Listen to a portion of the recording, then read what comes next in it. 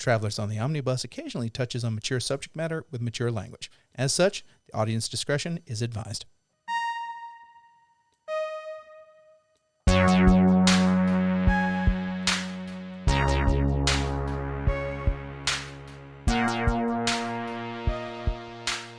Welcome to Travelers on the Omnibus. I am Jody Lee Kite. Who are you? I'm scared. All right, you're scared. I'm terrified. I don't know if I have the energy for this. Would you say you're appalled? No. Okay. Mildly inconvenienced. How about another apostle? All right, so Are you a Simon? welcome. No one gives any love to Simon. Everyone's like Peter, Paul, Mary. Matthew. He gets Even more than Judas. like those three others that nobody can name. Oh yeah, I think there's a Timothy in the there ones somewhere. the ones are they're like at the edge of the Last Supper mural. Welcome to our Yeah, discussion Timothy, Apostle Timothy Leary. Welcome Yeah. to our discussion of biblical canon. No. Welcome to Travelers on the Omnibus, a field trip through nerd and pop culture. We've already introduced ourselves. Ethan, what have you been doing? Oh man, I'm not the only one who has I bits. said I'm scared. I'm not Ethan. I'm scared. Is that what you've been up to? Just No. being scared? No. We didn't really introduce ourselves. Yeah. That's the That's funny true. thing. That's true. Yeah. I'm Ethan Skinner. have them figure it out through context clues. Yeah. Okay. Mhm. All right. Have you gotten your dolphin suit ready for the wedding? No, because that's not going to happen. No. The wedding's not going to happen. No, the Oh my dolphin God. suit's not gonna happen. Oh my You God. heard Scoop! Welcome to Travelers on the Omnibus News. Welcome to the couch. There you go. Yeah. Breaking news. We Ethan- interrupt this important message. Bianca finally figured it out. No, the news is It's I'm not wearing worth a it. dolphin suit. That's Oh. the news. This just in. I don't believe that because that's definitely going to happen. No. Not now, not ever, not at the wedding, never. For everybody who needs the in joke, okay. Yeah, if you didn't was catch it Animal last episode. Attraction is the really shitty Sexy Beast. Sexy Beast. You keep I'm calling sorry. it Animal Attraction. Because I keep getting it That's mixed gonna up be with another Naked show. Attraction. Yeah. I keep getting it mixed up with the other shitty reality show, which is Naked Attraction, where they show people's private parts and then you pick a person through that. Yeah. Picking parts, basically. that's what it should be called. Picking parts. That would be funny. If it wasn't British, they'd probably do that. So yes, Which dick you picking? basically. So Sexy Beast That's a Sex Pistols is line. on Anyway. is on Netflix, and it's a dating show where they put people in Yeah. heavy prosthetic Right. makeup to make them look like an animal, Right. and then you go on a date, and then you decide if you want to go on a real date with the person. But you may not be attracted to them after they take the makeup off, but the name of the show is Sexy Beast, and every person that puts the makeup on is somewhat attractive. Yes. Which pretty much like diffuses the whole purpose of the show. Yeah. Yeah. Well, look up Sexy Beast Dolphin. Oh my Put God. that in your Google She's search. terrifying. I am not putting And that She in. is that is terrifying. what we have talked to Bianca. She has agreed. She's No. agreed in Uh-uh. full. Since she's the bride of the wedding, she I- gets total I get control. one Bride veto. of, bride of the dolphin. I get one veto. This is veto proof. We've This is already veto proof, we've- yes. We've had the lawyer Yes, draw yeah. up the contract. Contracts are drawn up. Show me the contract. Show it to me. It's an infernal contract. Okay. He's okay. writing it up right now. No, right there. Okay. Yeah, right there. I see grid lines. That's not It's a in the contract. fine print, Yeah, boy. it's in the fine That's print. how that works. Don't you know how to read grid? No, Yeah. I'm illiterate. I mean, Then why do you need to see the contract? I just want to make sure it's there. I have to draw up the contract now in hieroglyphics. Jesus And Christ. it's going to be Ethan plus Dolphin equals Ethan Dolphin. Yeah. Ethan Dolphin's going to become. That's our first shirt. That's the first shirt. That's going to be our first our Patreon or A dolphin subscribe- tier. Yeah, The dolphin tier. Yeah. Give us $1,000 on Subscribe Star, and we will send Ethan Dolphin to your house. Yes. The actual Ethan Dolphin. Yes. You can have him babysit your children. He can make food Yeah, he for will you. not scar them Pretty for sure life. those children are going to be terrified of So dolphins. that's what Ethan's been up to. Brady, what have you been up to? Ethan, what have you been up to, man? I was I hoping had- to introduce Brady Horse and just make us all anthropomorphic at one Please, point. no. No. What are you more afraid of, Ethan Dolphin or Brady Horse? Is this a Brady-sized horse or a horse-sized Brady? A horse-sized Brady. 'cause I am we're just- familiar with the documentary Zoo. I would prefer not to be associated with a horse. It's like how we started with Ethan bingo and then Brady bingo, and then I just haven't gotten around to doing Jody I thought we did bingo. Brady bingo first. No, we did Ethan bingo It was first. Ethan bingo y'all first? did Ethan Okay. bingo first. I'm just so self-centered that I thought it had to be me first There who you go. started. Sir, I'm gonna have to ask you to tone down your southern drawl. No, Y'all. no, ratchet that thing up. We've lost that one person in Poland. Oh man, No, come totally back, gone. please. Can't keep up with it. Totally However, gone. our numbers in Lisbon have gone to 3. Ethan, what have you been doing? I drank copious amounts of alcohol with family that came down from the north. I mean, it is your family, so I There would you go. understand why you drink copious amounts of alcohol. Yeah. I mean, every time I'm with my family, I want to drink copious amounts of alcohol. So No, one of my cousins came down from North Mississippi, and said fucking up north. It's just North Mississippi. I mean that's technically north.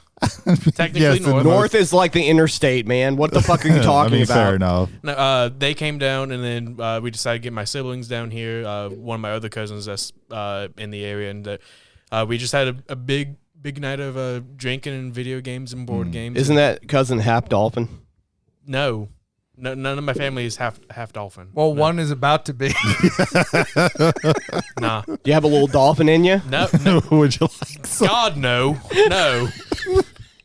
Sexy Beast Netflix. All right. That works on several levels because dolphins like to rape. No pillage, No. though. All rape. Ethan, you monster. No. I do not have a dolphin in me, and I've never had a dolphin in me. No. Travelers on the omnibus. Notice there was no future tense in that one too. So And I will never have no dolphin in me. too late. Too late. Too late. Your Oh time my is God. gone. Dolphins coming down the aisle. I want to drink. About to marry, have a smile. That's a rooster. You started dolphin, but you went rooster. God damn I it! want to- Forgive me if my dolphin impression is a little rusty. I want to drink copious amounts of alcohol right now. I'm going to die. So, besides getting drunk with family members, I was about to say No, you can't. That's it. We're I not got- I wasting got the drunk with mead family on members. him though. oh my God. As you fidget Oh, with. ooh, what is this? Ooh. A Chivas Regal. You would have had a sip of that had you been there for the first Supercast. Oh, yeah. Shit is real good. Yes. That's good stuff. I'll wait till you're over 21. Always drink responsibly. Drink Never drink and responsibly. drive. United States 21 plus. I thought this was America. Jay, what have you been up to? Torturing Ethan Yeah, viciously along with the rest two of other us. friends of mine. Yeah, no. Very simple stuff this week. First of all, Masters of Orion, the remake that they did about, I want to say, maybe like 5 or 6 years ago. It's a space 4X game. If you've ever played games like Civilization or Endless Space 2, it's very much in the same line with it. It's one of the granddaddies of the genre. It got... Masters of Orion 1 and 2 from that era are some of the best computer games that were ever made. Master of Orion 3 was so bad they called it Spreadsheets in Space. Oh, wow. And it was very bad. A lot of Are game those like companies- non-real-time strategy games? Yeah, it's as close to grand strategy as you get without going to full on. 4X stands for explore, expand, exploit, exterminate. And so you're going to basically hubs that have a number of planets to them. You want to colonize good planets. You may be forced to colonize bad planets because you need the resources that are available there. And Sure. if you don't get those, you can end up on the back foot, and you don't want to end up on the back foot of that game because you see three very strong dogs and one very weak like kitty cat. Oh, we're gonna have to, and I use that specifically because one of the races is like Egyptian cats, that are like made to be sexy, and it's weird. Like the president of them has like décolletage from here to Alpha Centauri. It's ridiculous. The art style is a little bit all over the place, and some of it looks very like the human president looks like think about like an admiral in Battlestar Galactica. Think about Admiral Adama. Sure. It's like, okay, he's got the uniform. It's very Right. pinned up, nice, Very and everything. ordained. And then you have the Illyrians, which look like Warcraft 3 Night Elves if they were animated in the era of Warcraft 1. And it's the artwork's a little all over the place for me. I love the lizard people. I think they're called the Sarkhan. I love the voice form. It's very nice. The voice for the humans actually is John Delancey. Oh. Which I thought was pretty cool. okay. There's two quote-unquote human factions. You have the humans and you have the Terrans. The Terrans are effectively, from what I've played against them, because I haven't played as them yet, they're kind of fascist. It's like we are the greatest, and we are going to spread across the stars and be the only thing. So okay, that's kind of goofy. But what gets me is, and I'm not sure about this, the voice for there sounds like Michael Shannon. Oh, okay. And a muted Michael Shannon. Oh, So it's okay. like it's its intensity, but it's underneath a lid. And you really don't want to open up the lid because Michael Shannon's going to come out and everybody's Right. going to die. It's going to be very bad. Oh yeah. As far as gameplay, that's the true good loop in there. It is very much a 4X game. It's a very good 4X game. Okay. I give it a soft recommend. If you like the genre, I give it a solid recommend. Tuesday night happened. We're recording this on the Wednesday after. Normally we would watch AEW Dynamite and then we would record a wonderful podcast for you folks. That did not happen this week, as Tuesday night became, what can we do to get audience? The wrestling event. Yeah, wrestling war. Yeah, so AEW so they moved. They had to move to Tuesdays because the MLB playoffs are going on right now, and they had Wednesday games, and so as good as money as AEW gets them, they're paying MLB to put those games on. MLB's going to get their games on, just the way it is. So it then started with, hey, Cody Rhodes is going to be on NXT. And you know what? How about John Cena is on NXT next week? And it's like, okay, this is great. And then at the end of the NXT the week prior, you hear The Undertaker's gone. Yeah. Wait, The Undertaker's going to be here. This is going to be amazing. And then AEW's like, oh, all of our championships are up for sale. We're going to, everybody gets the championship and they're going to have opportunity. And it's going to be great. And then NXT goes, first 30 minutes, commercial free. Oh man, what the hell?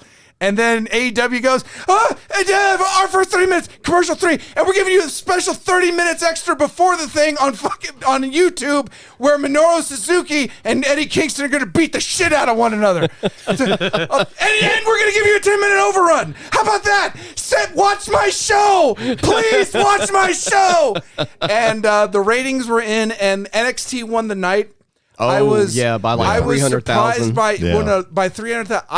I was less surprised with NXT's good number, and I was more surprised with AEW's low number, because they got in at just over 600,000. Right. I know it's a different night. I know you've got competition. And there's also another thing. I don't know what to percent. I don't think it's a major percent for the regular audience of these shows, but it was the opening night for the NHL. And over on ESPN, you had 3 games back to back. Sure. Yeah. So there's maybe a little bit of the pulling of the Some audience from there. crossover. Yeah. But everything was crazy. I Right. was at work. We have a TV and we can place it on any channel so long as we're doing our work, so which I was grateful for.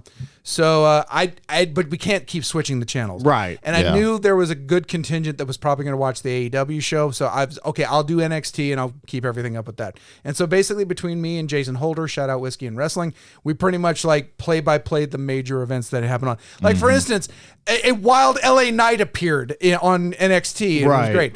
The match I was looking forward to in that one that slightly disappointed me was Roxanne Perez. If you know her, she was Roxy in ROH. She's like one of the youngest women to ever win a world title. She was the ROH Women's World Champion. When they folded, she ended up in the NXT program. She's working in NXT. I think she's a tremendous wrestler. I think she's absolutely. I think she was great. the ROH champ right before Diana Perazzo got it again. Yeah, I think so. And I don't think she lost it. I think it's when ROH went dark. Yeah. And then she just I'm just gonna go on. I think Perazzo comes back and wins it. That may not be true. Passengers, as always, please correct. I just remember seeing a graphic where she was like the previous one before that. There you go. And I really like her style. She was in with Asuka, and I was like, okay, I will say this. Yes, it was kind of grandstanding for them to put as many main roster stars and super legends like spoilers. The Undertaker shows up at the end. And, okay, that's and I was wondering how they were going to. And then I kept realizing they kept calling Braun Breaker badass. I'm like, we're not getting Ghoul Undertaker. Yeah, if Undertaker's come back, he's kind of leaned more towards the American badass. I'm grateful for that because. One, to me, that was the persona that made me realize he could work like, Right. like as a wrestler in Right. the work rate. Because with Ghoul Undertaker, it was like, here's 50 things. Oh, I just stand up again and I eventually Well, win. it's sort of like they found a loophole too, because it's like I didn't retire. I retired that gimmick. Now I've Yeah. still got the badass gimmick. And even then, he's making sporadic appearances because I think Jody and I were talking about he can still throw a punch. He can still like upper body, Yeah. great. But God bless that man. Yeah. Like Yeah. he cannot walk. No Yeah. more top roping. Yeah, no Yeah. more old school. Sad. Anyway, but I was looking forward to that match because I was hoping and they did a good job of showcasing the new talent versus the older talent. And in some way, like the older talent didn't get completely over on the new Yeah. talent, which I think was very great. If you have a guilty pleasure of seeing a young Mexican American boy being beat to death, watch Ilya Dragunov versus Dominic Mysterio. Yeah. Oh my God, that was great. Yeah. That was the match LA Knight was reffing. That took a little bit out of it because the crowd every so often would just go, yeah. I mean, yeah. So, Like Dominic Mysterio has more heat than Russia does with Ukraine. Yeah. I'm keeping that in. Yeah, I'm yeah. 100% keeping that in. That's a good line. That is 100%. He's the best heel in the business right now. He is. I say he's- that with yeah, no he's sense of up there, irony. definitely, He I is think. like I said when we were talking about it on the way up here, like he is like tire slashing heat. Yeah. Back in the day, the fans would slash the tires of the heel if they were really good. Absolutely.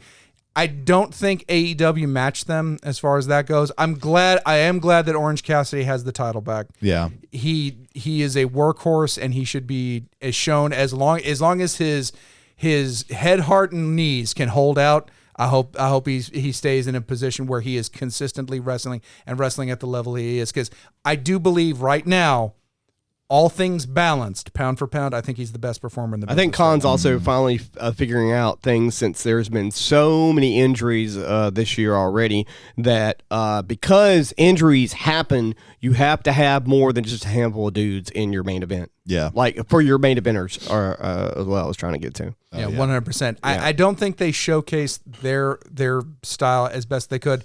And honestly, I went back and I was able to watch the entirety, one, because of the overrun. So thank you, Tony. I appreciate that. I was able to watch the majority of the Adam Copeland and Luchasaurus match, and I just was not impressed. I wasn't. My problem with AEW as of like the last half of their run so far is, it seems to me, and you guys can throw in your opinions on it after I say this. It seems like we've got like a big ex WWE star. Right when they sort of get like a, let's just say like the company gets like an identity for what they're doing, and then all of a sudden we get a new ex WWE guy. Let's put the spotlight on him and give him like 1/4 or 1/5 of the show time, and then everybody else suffers. And guys that would be on TV this week are not on TV this week because we have to focus more and more and more on newer talent that we're acquiring. That's not necessarily new, but new to the program. Yeah. And so it seems like it's suffering for that. Yeah, I mean that's basically been their problem since they started getting more people. Because you look at like some of the people who started out in AEW and helps them grow, and then get relegated to doing basically nothing, and then disappear, and then they didn't get re-signed. That's basically just what happens to some of these more indie guys. If you weren't some of these indie guys who immediately jumped in at the to the top of the card, or to Darby Allin, for example, to well-known spots. Yeah. Darby Allin, Orange Cassidy, right? But can I at least say this? The two gentlemen you just mentioned are special. I'm Like, not saying they would never have been used right in the WWE, and that's, I think, one of the reasons why AEW is, because you have a place like AEW to like show stuff that the WWE won't show because they don't think it will sell. Yeah, but and it can sell, and it can sell to a good piece of the market. Yeah, but there's a problem where they get into kind of this self-fulfilling prophecy where they go, well, what can we do with this person? We don't have any ideas, so they don't get showcased. And then they go, well, look at them, they can't draw or anything like this, so we're not gonna. Why should we do something? Or they with put them in a faction, and then that angle like ends, and now they've got nothing to do with them. It peters out because most of the time they just let things just go the way, like whatever. Daddy Magic and like Garcia, I think they're doing a little bit with, but like there's like a handful of guys that they're not doing anything. They get in with. the problem where there's too much like long-term storytelling. Where you can do a long-term storytelling, but it can't all be every long-term. Single person's angle, storyline can't go for 2-3 years. Like you have to do some short-term stuff on top of long-term stuff. Well, the problem also is like their long-term storytelling, it gets to a point where it's just like for example, the Jericho Appreciation Society angle was ending naturally after a long period of time, and then they just kept it going, and they kept it going, and they kept it going past the timeline when it would have been appropriate to pull the trigger on ending that angle and starting feuds within the people that were in there, and then you put fucking Sammy Guevara back with Jericho, and oh my god. And it even goes further than that. They kind of shadow extended it because you had the Inner Circle, and then the Jericho Appreciation Society is just the Inner Circle 2.0. Right. Yes. It's a faction to hold up Chris Jericho. Yeah. It had, to hold up heel Chris Jericho. right, and it had mostly the same people in it. Yeah. Yeah. Because like Sammy Guevara and Jake Hager. Jake Hager, who's wrestled like 10 times his entirety of being there, both in the And that faction. was the big reveal of night 1 on Dynamite. Right, was Jake Hager. Yeah, right. So before that turns into 87 rest stops, I will say I also have a story involving Burger King, but Jody may want to elaborate on more. I'll step into. We'll do that. We'll do that here in a little bit. Oh, we're gonna do that last, I guess. Yeah. Brady, what you been up to? All right. So one of the things I did was this Sunday I went to Top Tier Gaming in Hattiesburg because they have a Lorcana tournament on Sundays. It's just like a $5 tournament for store credit, but they do have like the promos, the promo cards and the promo pins and stuff like that. So I was just gonna go there so I could play some Lorcana live against real people, not just on Pixelborn, and maybe do good in the tournament. And I would love to regale you about all the stuff that I did at the tournament and all the people that I played and how well I did. But me and this other guy are the only guys that showed up. Did you whoop his ass? No, I lost 2-0. And he got the pin. We both got a promo card, but he won. But he got the pin. The good thing is we didn't have to pay for entry or anything like that. They were just like, hey, you were the only 2 people here. Play for the pin. You each get a promo card. So they were at least cool about that. Did you beat him up and take the pin in the parking lot? That'd have been great. Yeah, I probably could. All right, there we go. Man, that motherfucker has spent a lot of money on cards. Super sweaty. Yep. Because he had a lot of everything, and it was fucking ridiculous. Was his entire deck like borderless holographic foils? And I don't think they have all that, do they? No, they have Did he foils. play actual Elsa? But did he had play the card and Elsa came out and he froze had like you? 2 enchanted Elsas, which is fucking ridiculous. That's a Okay, so you mentioned last week your deck was like 600. Those 2 cards alone, I think it was like what 2/3 of that deck as far as value goes, and they're like 200 a piece or some shit. No, those are like $400 or $500. Oh. A piece. Enchanted Elsa. Okay, He wasn't playing those in the deck. He just had those. Just had them. He said he had bought like 3 or 4 booster boxes. Those are his business cards, which is just like, how the fuck did you even get that much product? On top of the Enchanted Elsa is little under $800. Okay, yeah. Each. Oh, yeah. Let's just say $750, and that's $1,500. I think he traded for one of them, but he bought the other one. What did he trade? A whole oxen? I don't know. any reserved list Magic card. But Yeah, that like could've been it he too, yeah. like it was fucking ridiculous. That's pretty silly. He spent he made me feel a whole lot better about how much money I spent on cards. So there's at least that. Yeah, so it wasn't a complete waste. I'm probably not gonna go up there because they said that like there were some people who were coming and they've kind of fell off. So I don't think until they get more product that it's really going to be worth driving, Especially an hour and a because half. like eventually whenever the product starts flowing, we'll have stuff here. Yeah, especially because they're supposed to actually be getting a whole lot of the second set. So And I will say this again: in order for a game to grow, it has to have a community, and 2 people only having enough cards, and one of them may be a hoarder. Again, he has $1,500 worth in 2 cards. What the hell? That's not conducive for a healthy gaming community. yeah. Also, so- it was on a Sunday, right?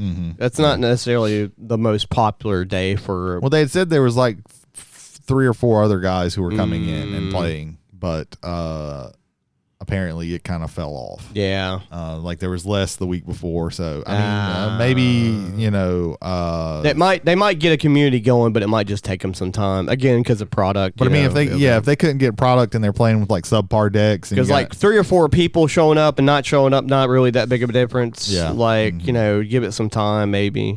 yeah, so that's one thing that I did, and it was kind of a waste of time, but not too much of a waste of time. Well, I do like that you were able to get out and actually like play people in the flesh, even if it's Yeah, just one person. I wish he wasn't running the same 2 inks that I was running. Oh God. So it was very That's boring. all the game. time with you when you're playing with real people. Like, Yeah. like, have you told the story about the guy that you played here? That you played it's Amber Steel.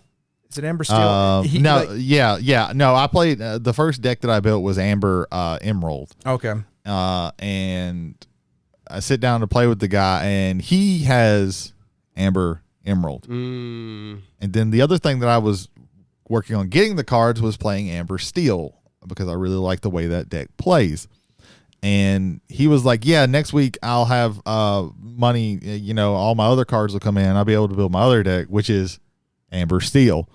Interesting. So I was like, well, shit. See, this is when you decided like you decided like fuck it, I'm gonna build Sapphire Steel, and then you go to the next tournament. Yeah, except that I don't and then have the first player you play against is also running Steel Yeah. Sapphire. Yeah. Mono steel. Yeah, get fucked. wouldn't do that because there's about 7 cards that I'm short of being able to put together good stuff in steel, in not steel in sapphire, and but all those are the expensive cards. Yeah. Four of one $34 card, and then 3 of one $27 card, and it's like, no, I need to wait until the price till more stock comes in and the prices kind of crater, and then I can get those cards. That just sounds like trying to build any modern deck. Well, yeah, or any deck really in any game. Yeah. It's one of the reasons why I preferred the LCG format, because I don't like the chase. I don't like the idea of fluctuating card prices. I like now with It LCG. is, With LCG, you have to worry about them having the stock, because if they don't have the stock, you can't go out and like buy it piecemeal online. You have to buy the whole thing.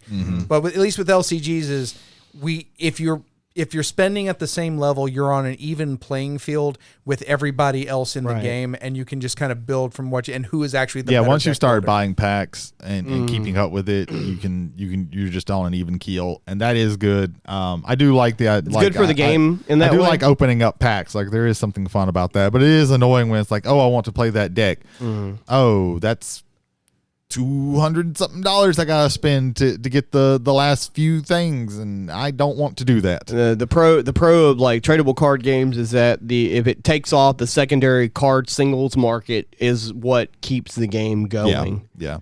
But I mean, right now I have pretty much everything for steel, for emerald, and for amber, so I can make combinations of those things. And there are some deck builds that I can make from these other inks and throw in there that I've seen that work, that are competitive. So I mean, I'm not in a terrible place right now. Right. And really and truly, like those 2 cards in sapphire, and I can have I have kind of everything, because most of the stuff that's at the top is still kind of at the top, but like a lot of the other stuff is like not as bad. There's kind of like there's like the upper tier stuff that's going to run you $30 to $60, Right. And then there's like some stuff that's staying around $10, maybe $15, and then everything else is like you can get this for next to nothing. Right. I bought a few cards to just kind of round out some stuff, and it's maybe $5 for these 5 cards. Just to get a full play set of these, because maybe in the future they're not good now, but maybe in the future when other things come And out, that they might get better. affect their price in the future too. So I was kind of just jumping on Yeah. some of those things to get full sets of some of the cheaper stuff. Right. That are still good cards. Right, of course. So yeah. So that's that. I really talked way more about that than I wanted to, because the one thing that I really wanted to talk about was, so I watched a video on YouTube by Curious Archive. I would strongly suggest to check these people out. They do videos on kind of a lot of stuff, video games, sci-fi, different things. Really, really good. And they had a video about the beauty of games with dead worlds. And they talked about one of them. They talked about Shadow of the Colossus, how that's kind of, it takes place in kind of a dead, desolate world. They talked about something else that I can't remember, and then they talked about this one game that I had bought on a Nintendo Switch sale, because I'd seen it in a store, in one of these used video game stores for way too much money. It just looked really pretty, so I was just like, let me check this out, because it was like really, really cheap.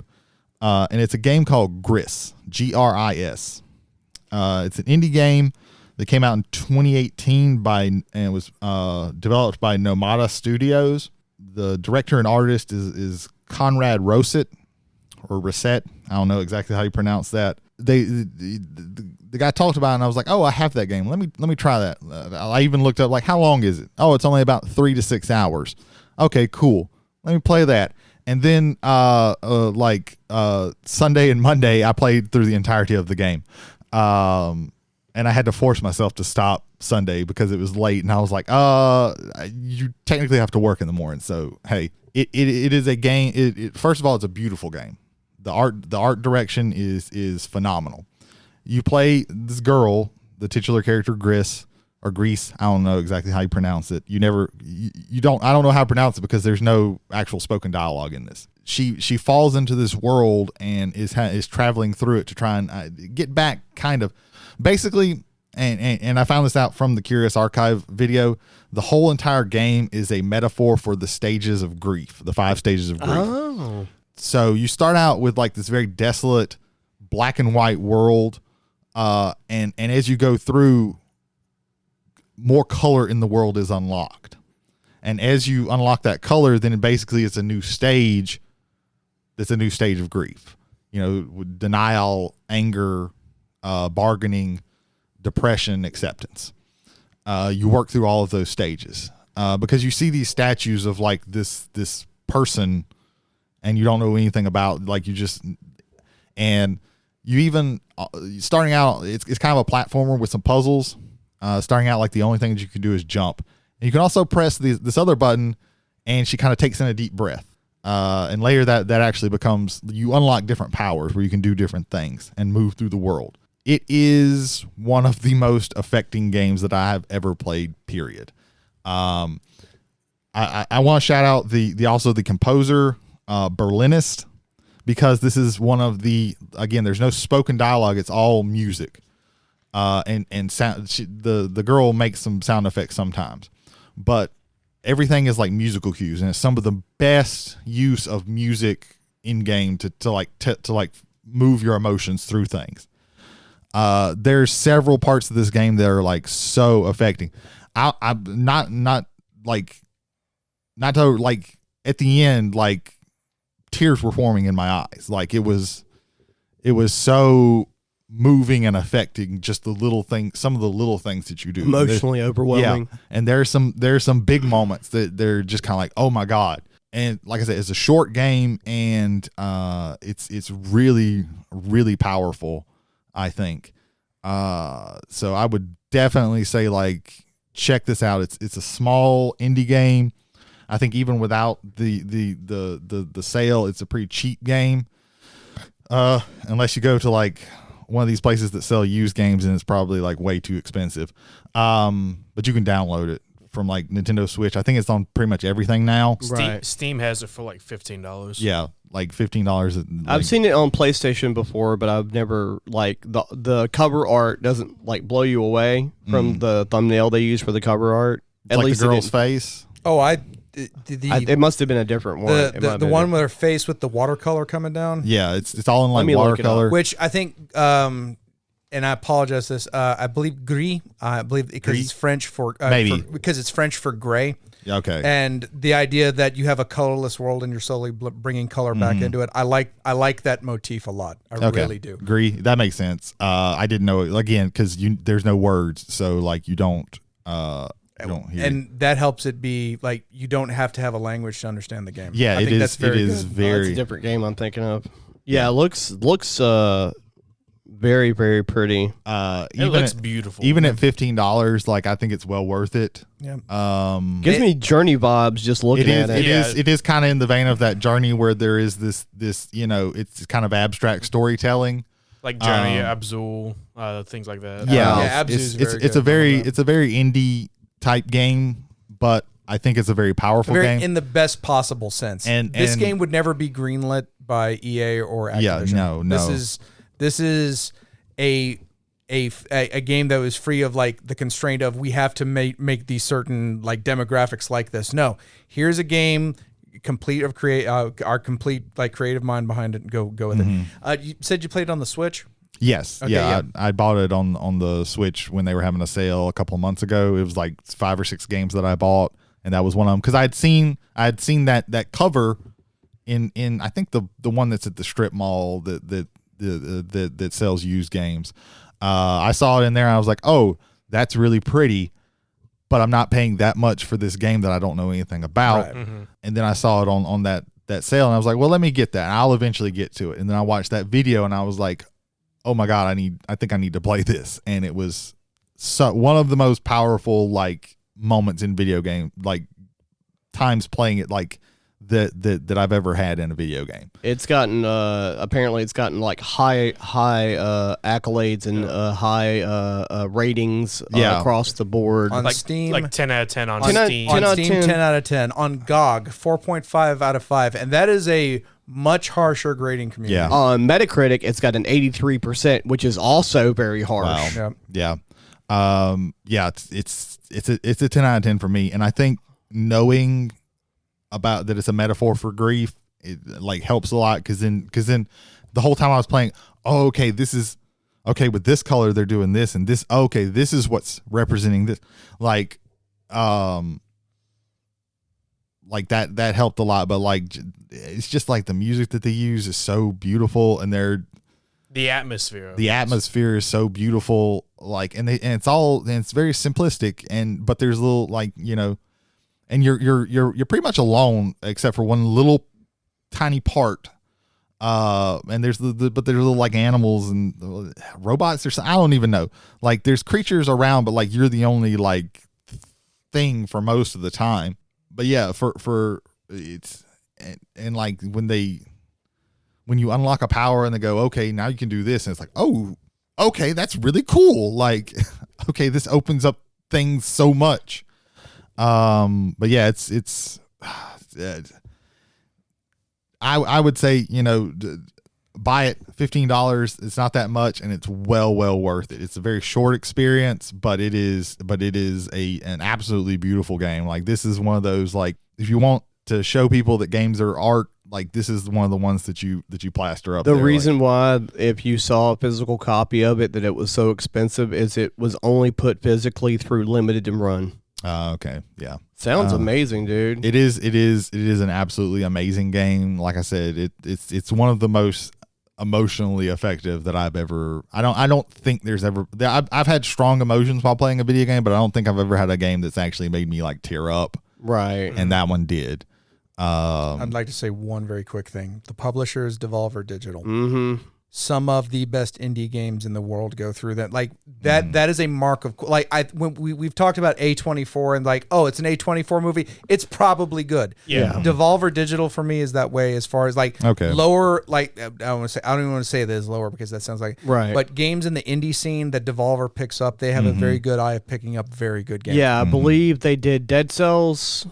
Am I right with that? They may have done Dead Cells. I know they did Broforce, which is an absolutely chaotic fun game. They did Broforce. They did what was the This is Devolver Digital, correct? Devolver Digital. Well, the game with the banana. My Friend Pedro. My Friend Pedro. Yeah.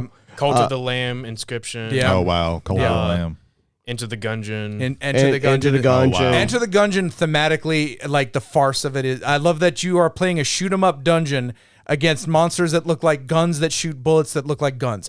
Oh my God, Yeah. it's so good. Yeah. What else? They did Fall Guys. Fall Well, Guys. they were involved They in were involved the initially involved, yeah. publishing of that. They didn't Yeah. actually My develop. friend Pedro, Serious Sam, Well, that's the latest series. Yeah. the latest one. Yeah. uh-huh. Yeah, but no, They, like they've got their fingers in a lot of pies when Yeah. it comes to Yeah. indie games, and they're usually pretty good. Yeah, I didn't even look at because publisher I usually don't look at Right. super closely, Especially with indie games, it doesn't always matter. Yeah, some are self-published. and I don't play a whole lot of indie. I don't play a whole lot of games, period. But like I don't play a whole lot of. I play a whole indie. lot of indie games. They did Yeah. all three Serious Sams. So Oh, wow. Serious Sam 1, 2, 3, the collection. They developed Probably Probably the newer ones. the Yeah. remasters or whatever. I don't unless that was the first thing they ever did. I don't. Because the original know. team on that was Crow Team Mm-hmm. way back in 1999. Right. Yeah. The earliest I see from them is 2001 with Serious Sam the First. I Oh, didn't realize never realize mind. Devolver went back 20 years. Holy It might wow. it might be Okay. that they were under a different umbrella or something. be. But Yeah. anyway, maybe. But yeah, Like Rockstar Games used to be called DMA Designs. so yeah. Anyway, like if any of this, I hope that I sold. A sounds good thing. really- like it sounds I really would I would say like oh it's, yeah, it's and like I tried really hard because oftentimes I will fall back onto I'm gonna look up how to do this thing because I want to do certain things. right. I only got stuck once and I had to look it up and then I just turned it off. Even though there are things, these little like circles of light called mementos, and I didn't get all of them, and that apparently unlocks an extra small video at the end that kind of clarifies some Gotcha. stuff. I might just I don't know like I don't know if I can bring myself to like play it because like you unlock stuff at the end. I want people to Right. go into it as Right. as As blind as possible. I think knowing that it's a metaphor for grief helps is enough. Yeah. I think that adds something to it, but yeah, I don't want to because when the little thing comes on there, press so and so to do so and so, it's like oh okay, oh what does this do? And then you press it, it's like oh okay, I don't know, like it's one of the best games that I played in quite some time, and it's a very short, small, compact story. But it's a very powerful story, I think. So, if any of this sounds interesting, I would say definitely check it out. It's Sounds super good cheap. to me. Sounds really interesting. You know, yeah. So that's what I've been doing. I've been profoundly affected by a video game. That's awesome. yeah. I like it. Yeah. Hey, Jody. Hey, what's up? What's this? What have you been doing? So what I did over the weekend was quite a few things, actually, a plethora of things. A plethora. So I revisited a movie I haven't seen since it came out in, I believe, 1995 or something around there. SLC Punk, which stands for Salt Lake City, Utah Punk, which is a story about a bunch of punk rockers. Some of them street punk, some of them, not so street. Starring Matthew Lillard. It's a great movie. It's set in '85, where it's very it's got like a not as dirty but a train spotting kind of feel to it, because the main character is the narrator and kind of takes you through things, and there's a lot of fourth wall breaking where he turns to the camera. I know that Ewan McGregor didn't look at the camera, but he might as well have winked at the camera a couple times in Train Spotting. But Matthew Lillard straight up just turns to the camera and says, "Hey, this is so and so, and he's a crazy Russian guy, and never know what he's gonna do, and blah blah blah blah blah." Particularly that scene where there's hey, check this out, and he just hands a random dude to him, and he just slams the dude's head into a wall. Right. So, real quick, the first time I ever saw this, I watched it with Jason Holder, and our friend Richard Jeter. We were watching it actually at his place. This was back when we were still in college together. Right. And the scene happens, and we all lose our shit, Right. and we had to rewind it because Yeah. did we actually see that? And yes, Right. we did. That sounds amazing. Yeah, especially the Russian guy is really funny because he's a drug dealer, so like they smoke a lot of weed and stuff, or at least Matthew Lillard smokes a lot of weed in the movie, and they go over to this guy's house to just buy weed, and since he's like rich and also crazy, they have to listen to him talk for like 3 hours about how awesome his projection flat screen TV is because all he wants to do is talk about the stuff he has, and then he gets really fucked up and thinks you stole something from him. Oh, wow. He's like, I think he stole my weed. I'm gonna go up there and shoot him. It's like Matthew Lillard's like, wait, dude, no, he didn't. He was sleeping. It's like, no. I was smoking weed and he stole the rest of it. And so, but it's one of those movies where it kind of like sells you on an idea of this is just a wacky, fun movie about some characters and their everyday problems of like being like in the subculture and things of that nature. And that is just like, that's the surface. And there's like a lot of like, social like parapsychology things that are happening where things start eventually like, some of the characters like open up to this lifestyle only ends one way most of the time. Okay. Like I was talking to Jay about this. Is like, look, like you can be goth forever. Like you can dress up on as goth as you want to on the weekends and hold the aesthetics of I like the Jesus and Mary chain, Susie and the Banshees, and like whatever new wave Zoomer shit that they're listening to now, and still be goth forever. Because that lifestyle doesn't like placate itself to the way that punk mentality is, which punk mentality is like fuck the system, embrace chaos. Fuck everything. I'm not going to work. I'm going to be a gutter punk for the rest of my life, which usually means I'm going to be homeless, listen to the music I want to listen to, and have to beg people for money for beer and concert tickets. And you're going to end up either like dead or not doing that anymore. Yeah. There's a line in Sid and Nancy, which is, I don't know if you've seen that movie. No. It's Gary Oldman, and I can't remember who plays Nancy Spungent. But it's not Courtney Love. She wanted that role. Go figure. But there's a line where She knows a lot about ruining music scenes. and heroin. Yeah. And also musicians dying. Right. Yeah. But there's a line that some like punk kid says when some shit goes down at a show, and he goes, I don't want to be a punk no more. I want to just like work with my dad and roof houses. And that's pretty much. Like, that's not how the movie ends, but that's the kind of the message is. It's not something that can sustain itself. What I love about that movie, immediately from the title, you have a dichotomy. Right. Salt Lake City, Mormons, Right. punk. Yeah. They have The exact opposite. they have a segment in it where they're talking about how the beer in Utah, the two places you can buy and this is 85, so it might not even be possible now.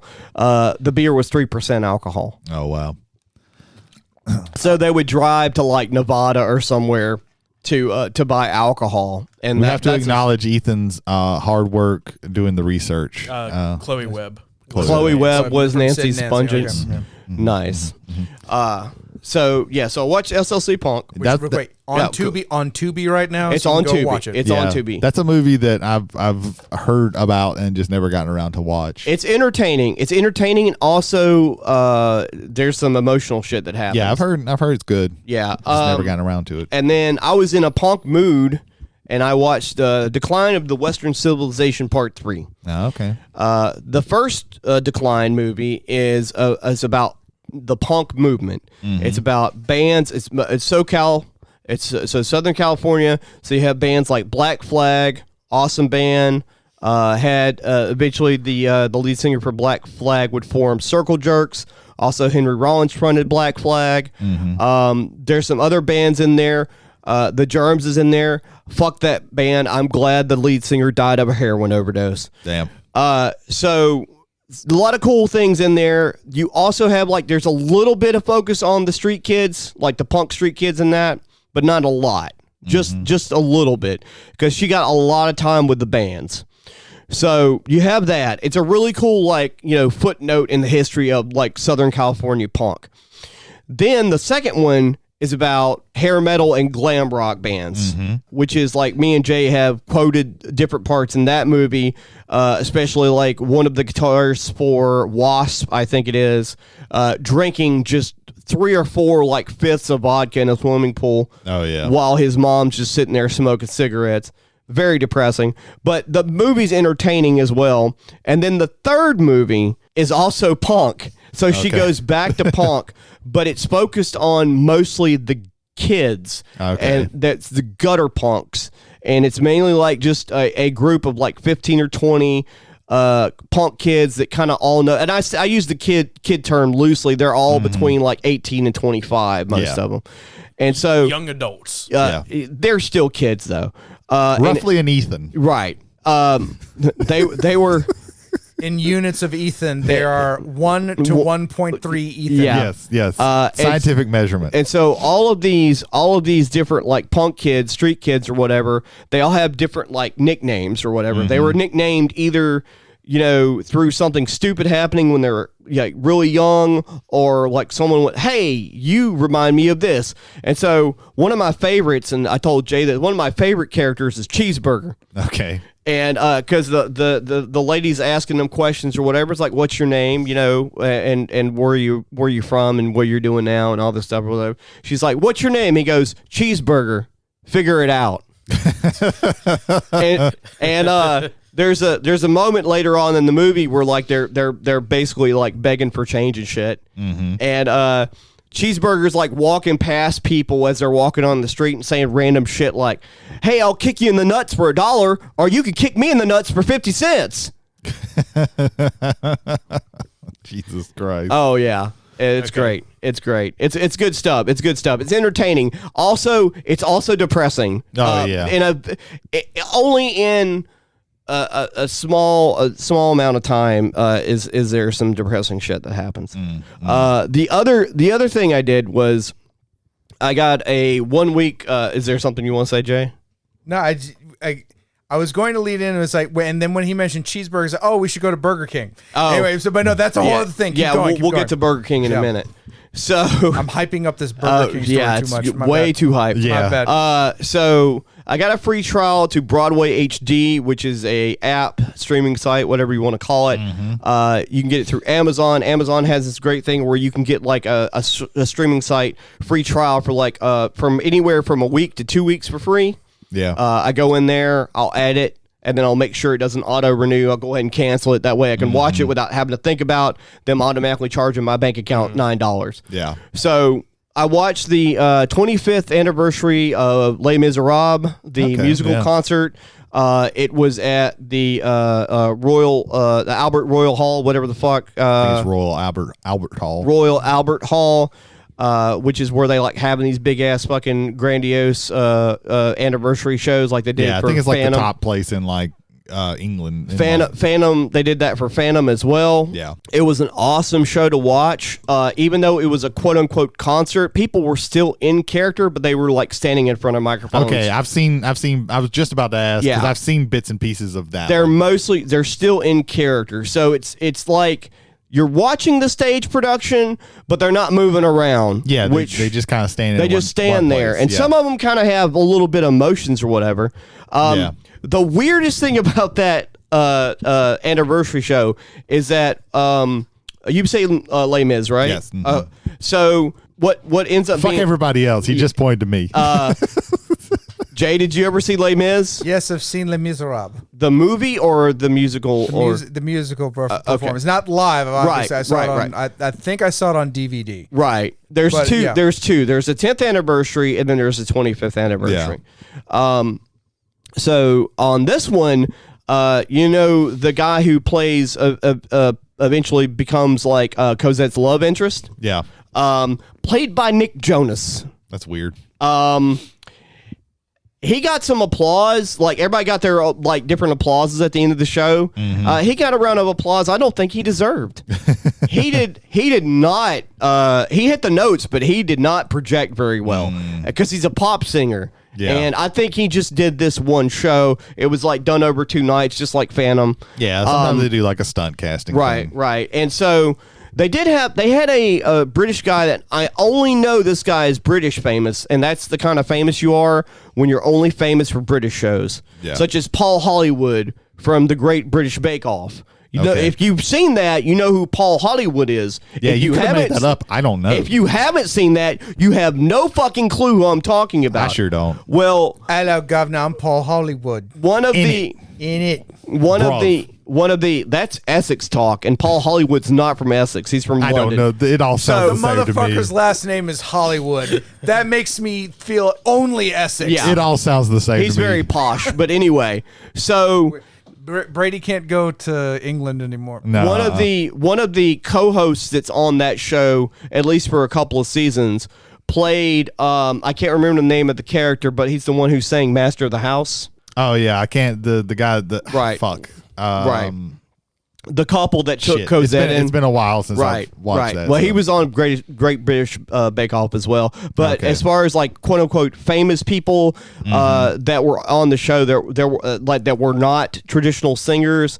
That was like it. Everybody else was like professional. The guy who played the Phantom in the 25th anniversary was also one of the main leads on this. Okay. I can't remember his name. His name is very I wouldn't say odd. It's very interesting. It's very British. I can imagine. I don't think he's British.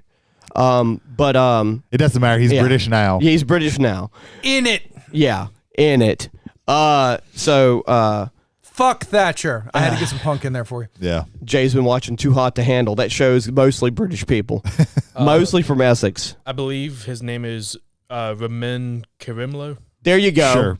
Yeah. You could have made that up. I don't know. That's pretty close. Is that truth or are you stroking? That's pretty close, actually. Okay. Yeah.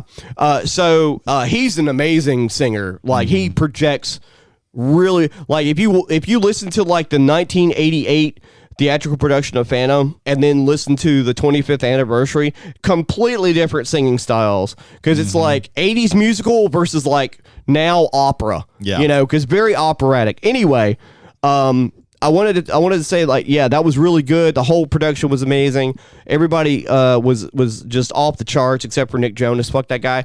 And so I scrolled through the other stuff they had on this Broadway HD channel to see what else I was gonna watch. And at some point I am gonna watch the really fucking weird but not as weird as the 2019 production of Cats. Oh yeah. Where they didn't, it's so strange because I watched like half of it and I fell asleep because it started becoming a dance number and it was a really long dance number and I fell asleep.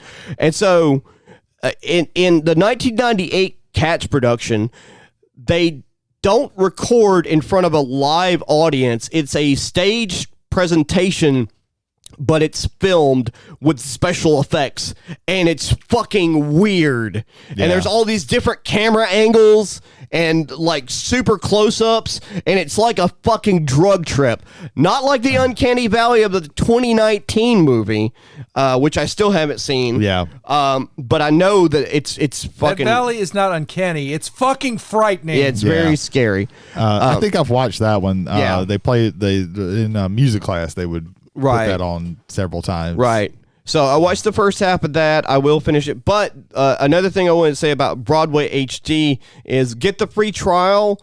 Watch there's like about maybe half a dozen things that are worth watching on there. They have I think a 2017 version of my brain just shut the fuck off. I'll think about it in a second. Anything Goes. There we go. Okay. With Sutton Foster. She's amazing. They have that. They have Cats. They have Les Mis. I think they have 2 Les Mis performances. And they have a couple of other shows on there. And then you scroll down and then you're like grasping at straws because they have like Neil Simon teledramas that are not like theatrical productions. And then that's it. There's nothing else on that channel. I understand why it's only $7 a month. Yeah. Then I played 1 hour of Aria Sara. I'm kidding. I didn't play an hour of Aria. I started playing Aria Sara. Oh, okay. It's pretty fun actually. I thought that was... I actually was playing that while was waiting for everybody to get here. The setup for that reminded me of a joke. What's green and has wheels? grass. I lied about the wheels. Yeah. Like it was like we. That's one of my favorite jokes. That's a good one of my anti-joke. favorite- Yeah. That's one of my favorite jokes. So we went to Burger King earlier Oh, it's because a story. we ran out of options. We were like, we went by a couple places in Pascagoula. We went by one place. we went by Popeyes. Let's go to Pop. I hadn't had a Popeyes chicken sandwich. But Yeah. what about the line? Well, let's go see where the line.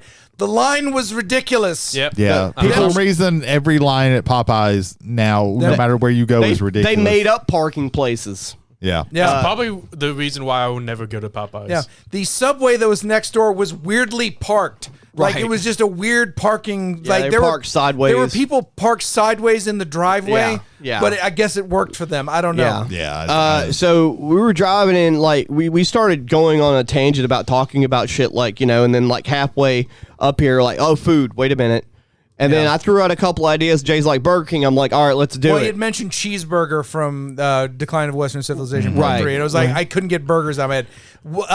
McDonald's was the first, but McDonald's and Wendy's and Gaucher, like, especially at the hours we come Right. to the shop for. Right. packed. Typically. Yeah. yeah. So let's start at Burger King. There was nobody in Burger King. And I think we found out why. So Yeah. so Oh, yeah. I could have told y'all not to go to this. Oh, Burger no. Oh, the it's- food was actually good. yeah. There was accoutrement. Yeah. So I know. I could have the told weird you. the weird. I don't. I hope you. I hope you. I could have warned you, but not about probably this specific I thing. hope you're about to say that you had this happen to you. So we get to the pickup window after we place our order, and the lady goes, "Hey," and I thought, okay, you're gonna ask us to move around. No. Back up in the driveway, 3 feet What? in front of What? the window. Yes. and then What? I'll let you know when your food is ready. What? Because I will put What? your food, because I will take the bag and hold it out the window in the rain Whoa. and to let Hold you on, know that it's hold on. done. Hold your question. Hang on. Hold your question. Hold the fuck up. So I'm gonna tell you this before I tell you this. So we back up. She sticks her hand out the window with a thumbs up and then closes the door. Very quickly. I thought we were about to be attacked. What is going on? She told us that we couldn't wait in front of the window. Also, not to park in front of the door because the door was fucked up because the wind fucked up the door. How's anybody getting out of there? Also, and I want to point this out right now, there are 2 doors. There's a whole other door they could have used. But instead, back up a car's length while still blocking the fucking drive-through. Just have us sit at the window. There's nobody behind us. Yeah. I have a question. What if someone was behind you? What was going to Fuck 'em! happen then? Fuck them. That's why Burger King. I have Fuck been told, 'em. not at this Burger King, but I have had at a Taco Bell in South Gulfport. I have been told a couple of times to back up and then pull forward.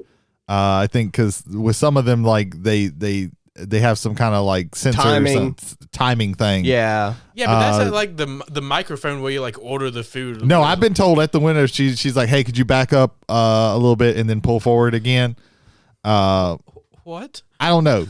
Because when the first window is open, it tracks between the first and the second window. If you drive just to the second window, it doesn't track that. Yeah. It helps cook the food faster. I guarantee. Like Don't worry. I was I don't know. This lady at this Taco Bell saw me all the time, and she was Yeah. relatively nice to me. Right. And you don't usually get that at Taco Bell, so I was just like, sure, fine, whatever. I was just thinking, like, hey, but I've never had somebody say back up back 3 up." feet. hey, and then Darla, sit. hey, Darla, let's fuck with these. Censored. Hey, I'm gonna give Censored. you. Keep doing it. Censored. Censored. Hey, let's fuck with these. Censored. Hey, let's fuck with these customers. I get. Censored. Hey, Censored. let's fuck with these customers. I'll give you God damn, $5. this is gonna be a- Censored. Censored. Censored. I'll give you $5 if you fuck with these customers and make them back up. Bet you won't do it. Don't worry. I'm going to regret this edit as soon as I hit this part. Censored. Jesus. We have feedback. do you have anything else on my bad, man? Yeah, I actually, one more thing. Jay, do we have any feedback? Oh, God, yeah, thank you. Yes, we do have feedback. I didn't know if you knew or not. So, yeah. So, friend of the show, Kevin Gallo, a.k.a. Ronan Rooster on Twitch when he's streaming. But again, friend of the show, he had a comment on our top 5 bosses of all time. Okay. I brought this up in the pre-show go over, and Brady wanted to guess which boss fight this was. I did mention that this was a Metal Gear Solid fight. Brady, what was your guess? No, just tell me. I want to see. I want to see what the guess. Okay. Yeah. All right. Oh, so you want me to go first? Okay. Yeah. All right. So he mentioned the end. Okay. It was between one of the two, and I went with the boss. The boss. Okay. I was also because I know I've never played those games, but I've seen people talk about them, and that's the two that they mostly talk about very strong. I'm also a fan of the Sorrow boss fight in that game. I have heard things about the Sorrow, good. but most people are like, this isn't even really a boss. It's kind of this other thing, but it is a very affecting thing. Okay, so the end is one of, I can't remember the name of that crew in that game, but he's the greatest sniper of all time. He's the father of all sniping, and you have to go up against him. And the battle itself is very tense. It is actually like as close to like real world sniper conditions. Like you'd have to play Sniper Elite to get something that's way more sim like this. And it's a really cool boss battle, and you have to fight this guy while trying to snipe him out.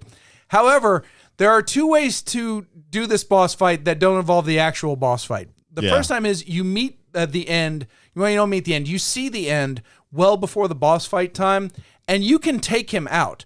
And if you take him out, that boss fight doesn't happen. It just doesn't. Yeah. The other way you can take him out is... I don't know why I said wow, because I knew that. Yeah. What the fuck?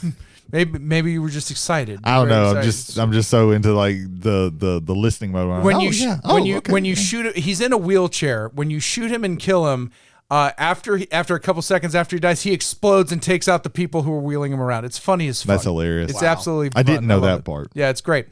The second way you can take him out is at the start of the boss fight. Save, quit out. Wait a week or reset the clock on your on your PS2 to go a week later. When you come back, he's died of old age. Yeah, I have heard of this. Yeah, it's a great. That's hilarious. One thing I will say for Kojima, his goofy attention to details produces some of the qualiest. Like you're playing a game, but let's have fun with it, and like something like that is just amazing. So yeah, that was Kevin's little thing, which I believe at the end is a solid boss fight. I might have, if not for just how much you build into the fight at the end of Metal Gear Solid 4, the end might have actually supplanted that because that is because of how many different ways you can beat him. I think it's a very solid boss fight in there. Second one comes from my cousin Lionel. Nepotism. He is by trade. He is also a sculptor. He works in. He has some amazing pottery work. I need to send y'all Michelangelo over here. Yeah, absolutely. He works with a lot of his stuff looks steampunk at the end of it, so it's very cool. I love that aesthetic. And over at the Orwell Museum, this was about 2 or 3 years ago, he met with a Shannon Shea. Now, Shannon Shea used to work at the Stan Winston studio. And he's a special effects, and he is a sculptor also himself. He's worked on a number of great movies. Batman Returns. The one that is going to we're going to talk about, just touch on real quick here, is probably, again, our linchpin of our Practical to Pixels. I almost did it the opposite way, my bad. But from Practical to Pixels, and that was Jurassic Park. Shannon Shea worked on Jurassic Park. He was the key artist on at Stan Winston Studios.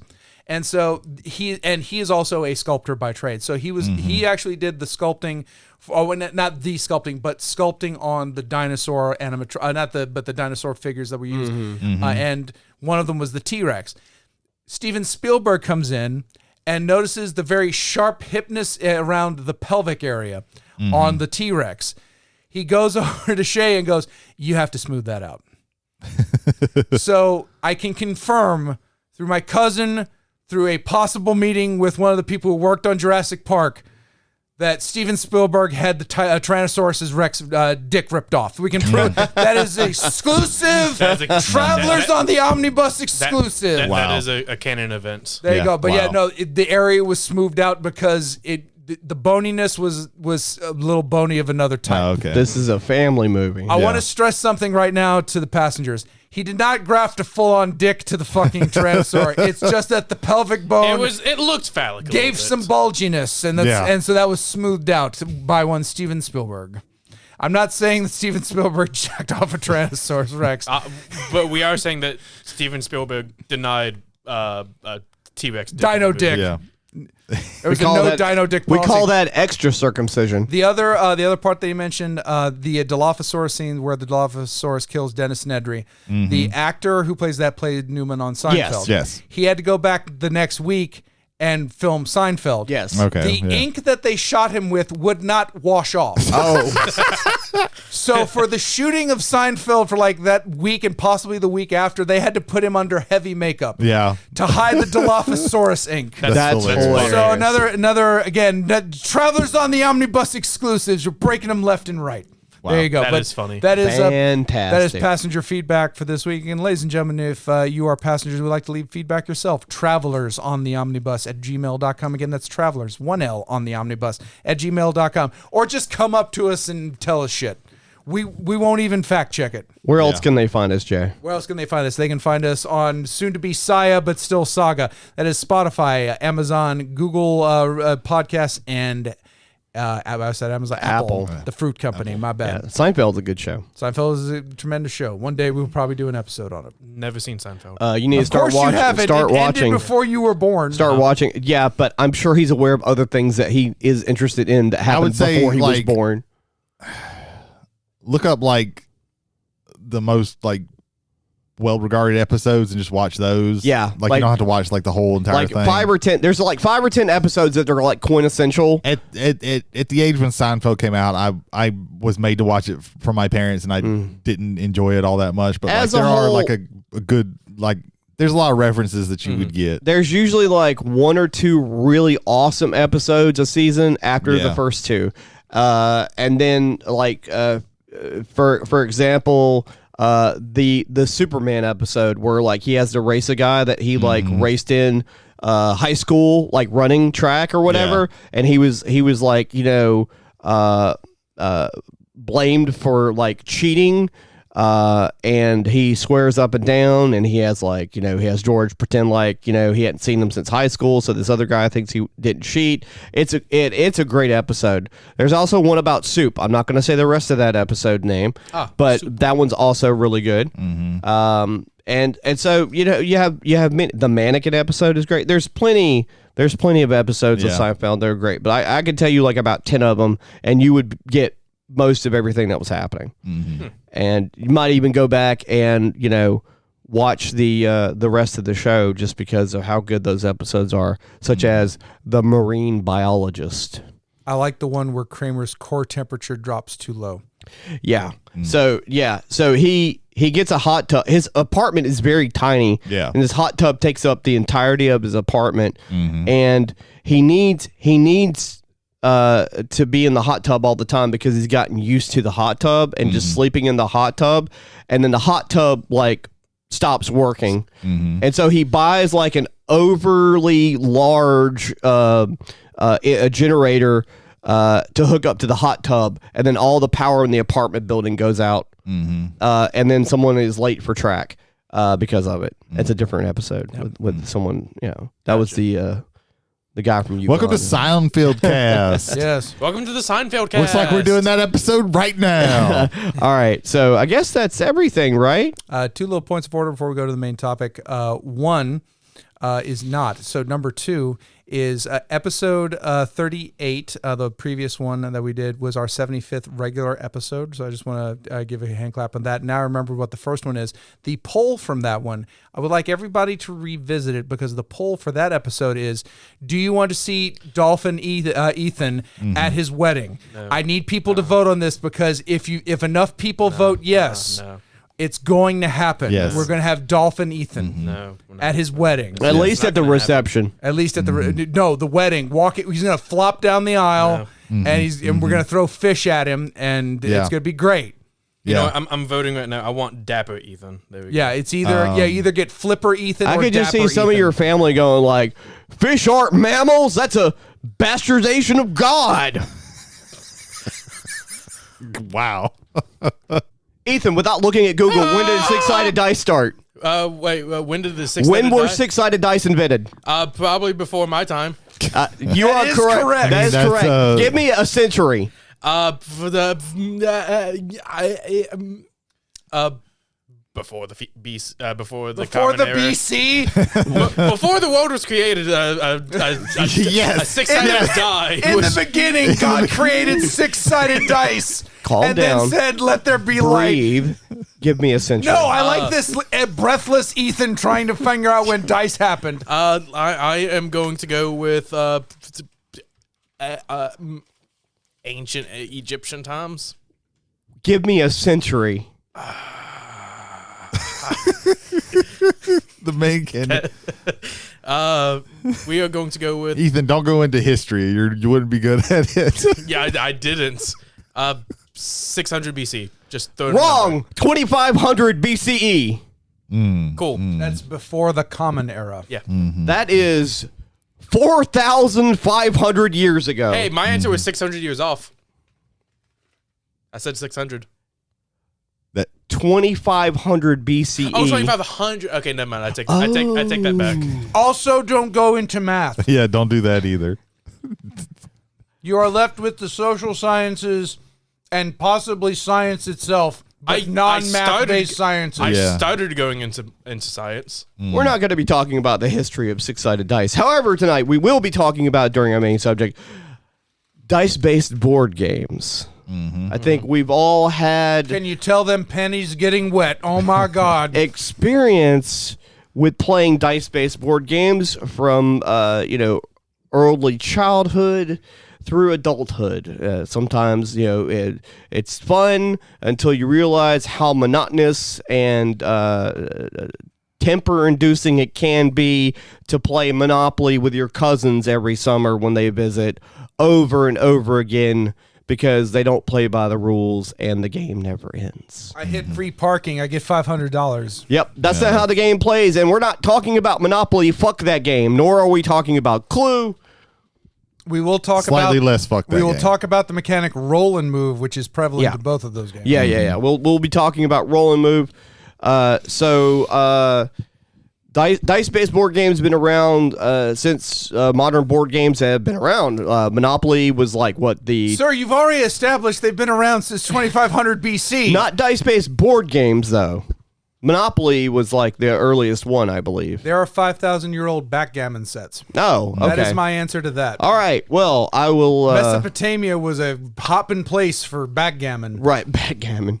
Awesome. So we're going to talk about dice-based board games, our favorites, when we got started in them, blah, blah, blah, blah, blah. Ethan, what's your favorite dice-based board game? Hang on. Okay, so dice are typically two cubes with six sides. Yeah. And you place them in your hand. They have Sometimes you markers roll on each more side. than two, Okay. or less than two. or none at all. I think one of my favorite dice-based board games would have to be Space Base. Okay. It's one of the first ones I was introduced to. It was just very fun, like heading over to our buddy Nick's house. Shout out to Nick Krebs, playing Space Base, followed by copious other amounts of board games and tabletop Magic. And Space Base is great. Space Base is a game that action moves no matter whose turn it is. Yeah. So if you're normally just waiting for somebody to be done with their turn, you don't have to worry about that because you're doing stuff on their turn. Yeah. everyone's doing some kind of action on every single turn. Yeah, if you have cards that flip over when you buy more cards, and the cards that are flipped over activate on other people's rolls. It falls under that kind of like engine building. Type. That's pretty much yeah. the whole game is engine building. Yeah. And so that's probably one of my favorites. And then within the game, there's also mitigation to mitigate your roll, re-roll dice, change what the number is on the dice. You get to choose between doing two separate numbers, one on each dice, or the number together. Increasing the combined total. Increasing the combined number of the dice, or also increasing each one singularly as well. So Space Base, that's a fun one. I do like that one quite a lot. Yeah. What about you, Jay? What's your favorite Well, dice base? I would like to talk about one of the granddaddies of modern board gaming. I want to talk about Yahtzee. because there are Okay. two directions that Yahtzee can take from there. But Yahtzee is a very simple game. You have you have 5 dice and you have a stat sheet. And after 3 rolls, if you want to take all 3 rolls, you can stop. If you can get a good roll on the first one that you want, you can stop right there, score your points for it, move on to the next player. Very fun. To me, it's a very fun game. It's one of like the common on-the-shelf supermarket games that you can see just pick up. It's like, this will be fun. Right. Because Yeah. it also, again, there's 3 rolls, so it plays very fast. I'm done with my 3 rolls, go on to the next person. You can get a round done in less than half an hour. You have a good time. It's a warm-up game for the most part. I don't think you should make a night of Yahtzee. Right. Because that could also get very old very quickly. Yeah. I like the iteration of spicy dice. Yes. Which is like Yahtzee but different. I'm glad that you mentioned Yeah. it. So there's two avenues this can go down. The first part is the trying to make specific sets. And in one place you have spicy dice, which is a little bit of a more advanced form of Yahtzee. Each die has one of it's 6 dice this time. Each die has one where all the pips are red. So you're not only just matching faces, but you're also trying to match colors necessarily. So you have that going on. You have this option, instead of having 3 rolls, you have 30 rolls for the entire game. And you can use up 30 rolls and score at once, and you're probably going to lose because everybody else is just going to score everything else. But you can roll until you're happy, or you hope to be happy, or you've rolled too much. And so the press your luck feature, which is that kind of avenue that we're going to go there. That is, it's pseudo gambling. Right. If you're putting money on Yahtzee, please stop. You have a problem. Yeah. Please contact 1-800-STOP ME, please. That may be too many numbers, but who cares? So you have that. So you have the pressure luck action. Then you have things like, for me, King of Tokyo. Yeah. The later iterations with King of New York, and there's one in particular. Oh, and actually, I'll break this off into a third one, and Brady will know exactly which form of dice I'm talking about here. But where you're trying to make specific sets, and specific sets will let you activate certain powers. The push your luck is there, but it's a little bit more contained in getting these specific things almost off the bat. And it's not something that you're ever locked to. Like if you do a full house in Yahtzee, that's the last full house you can score for the whole game. If you keep rolling this certain set of number dice every time, keep scoring that, or keep using that ability to like fight the monster that's in the middle of New York and things like that. Richard Garfield, shout out, man, made a small game called Magic that became the biggest game of all time probably. But he made King of Tokyo as well. And it's, again, I think it's a very fun iteration on the Yahtzee formula. And then the third formula, which in the last couple of years has exploded like 50 Oppenheimers, is roll and write. Yep. And where you have games where you're either rolling and scoring on a sheet, or you are rolling and you have a dry erase board. And do you want to talk about do you want Super Skill Shot Pinball or? Well, I mean, we can mention it. It's basically because you have more familiarity with it. Yeah. And because I own it, but you've owned it and played it regularly at the shop, where you're looking for certain things to roll, and then you brought in with space based with dice mitigation. You have things that allow you to either roll again or adjust values on rolls. And you build that up during the game while you're also rolling for these things. with Super Skill Shot Pinball, it's one of I own a couple of rolling rights. I don't think that you need to own like a whole bunch of them, but that's one of the ones that I own. Everybody's basically playing a certain pinball board, and you have a silver ball token that moves through it, and you start at the top and you move down, and basically somebody rolls two D6 6-sided dice. And you pick one of those numbers and you cross something off. Depending on what it is, you either move down, or you maybe can stay in, or you go into a special area. And you're just trying to. And once you get to the bottom, you got to mark off one of the numbers to flip back up. And whichever flipper you go depends on what side you can go to and things like that. And it's just trying to get the high score before you lose all 3 of your pinballs. It works really well. It's a game. The thing about rolling rights that are really good is that you can kind of just, most of them you can play solo. So I played like all the boards that of the first set that I got. There's like 3 or 4 sets because it's something that's very easy to make. But it's one of my favorite of the rolling rights. Quick shout out to Jeff Engelstein, who is the designer of the game. He is one of the foremost voices, in my opinion, on game design. Yeah. He has written several very good books on that. I would Jeff, spelled Geoff Engelstein. I would absolutely ask everyone to search him out, and especially his books, because it's a phenomenal way of looking at the actual how is the sausage made, but in a way that you're not worried about how. The sausage he has a very is made. interesting way of looking at things. The other one that I own is called On Tour. In this one, you are. The theme is not as strong in this one. You're a band that's plotting out their tour, and you have a map of either the United States or Europe, and you have two D10s that you're rolling, and you flip over two cards. They're going to show different regions of the map that you have to put numbers in, and you roll it and say you roll a 7-on-1 and a 5-on-1. You have to put a 75. You have to mark off a 75 somewhere, and you have to mark off the 50, and you have to put a 57 somewhere. Not mark off. You have to fill the numbers in.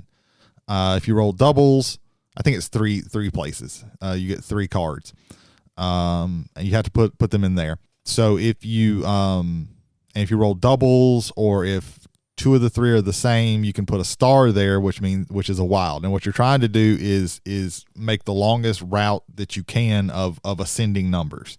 So you're going to start anywhere that you want with a low number, and try and go as far as you can, and that gives you points for all of that.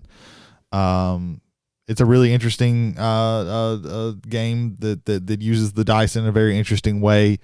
Most of the time, a roll and write is going to be, we're going to roll some numbers and it's going to tell you where you can go to or something like that. They can be very, very simple, like On Tour. I think is fairly simple, and that's not even like the most simple ones. Usually you're like drawing out a route or something like that, or drawing in pictures or something like that. And they can get very, very complicated. Like there's Twilight Inscription, which is the... Oh, thank you. So I was going to lead off and say I own the most ridiculous of all the roll and writes, because, okay, so let's go back to Yahtzee. Simple game, half an hour. Twilight Imperium, 4th edition, not a simple game.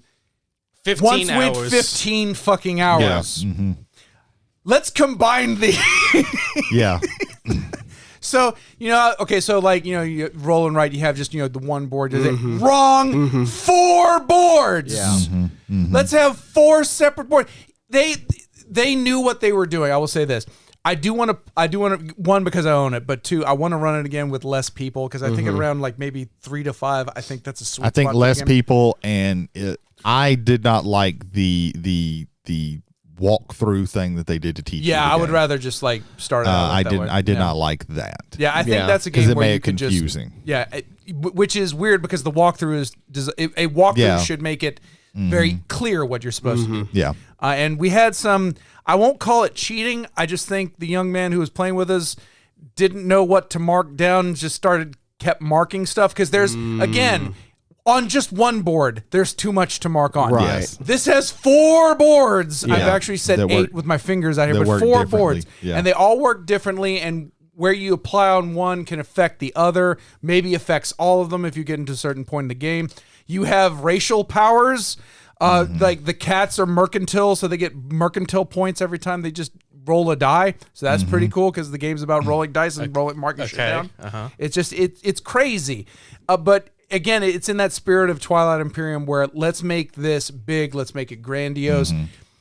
Whereas Twilight Imperium is a lot of small gears that once you grok those, you can get the whole system. There's so much shit in Twilight Inscription that I don't feel needs to be there, but it is there, and I think can make for a workable game. But the fact that it goes to 8 players, I think, is just indicative of them wanting to make the biggest roll and write. Yeah. And so I think if we slim it down to like 3 to 5, I think maybe that would be where the sweet spot is. Yeah. And there's another super complicated roll and write called Hadrian's Wall. I haven't played it, but I've heard that it is like super. And I've seen like pictures of like the quote unquote board that you play with, and it's a lot. It might be more complicated, like not in size, but just in like all the shit that you do. Because oftentimes a roll and write is about comboing. I do this thing that lets me do this thing, and lets me do this thing, and you have the dice randomizing that.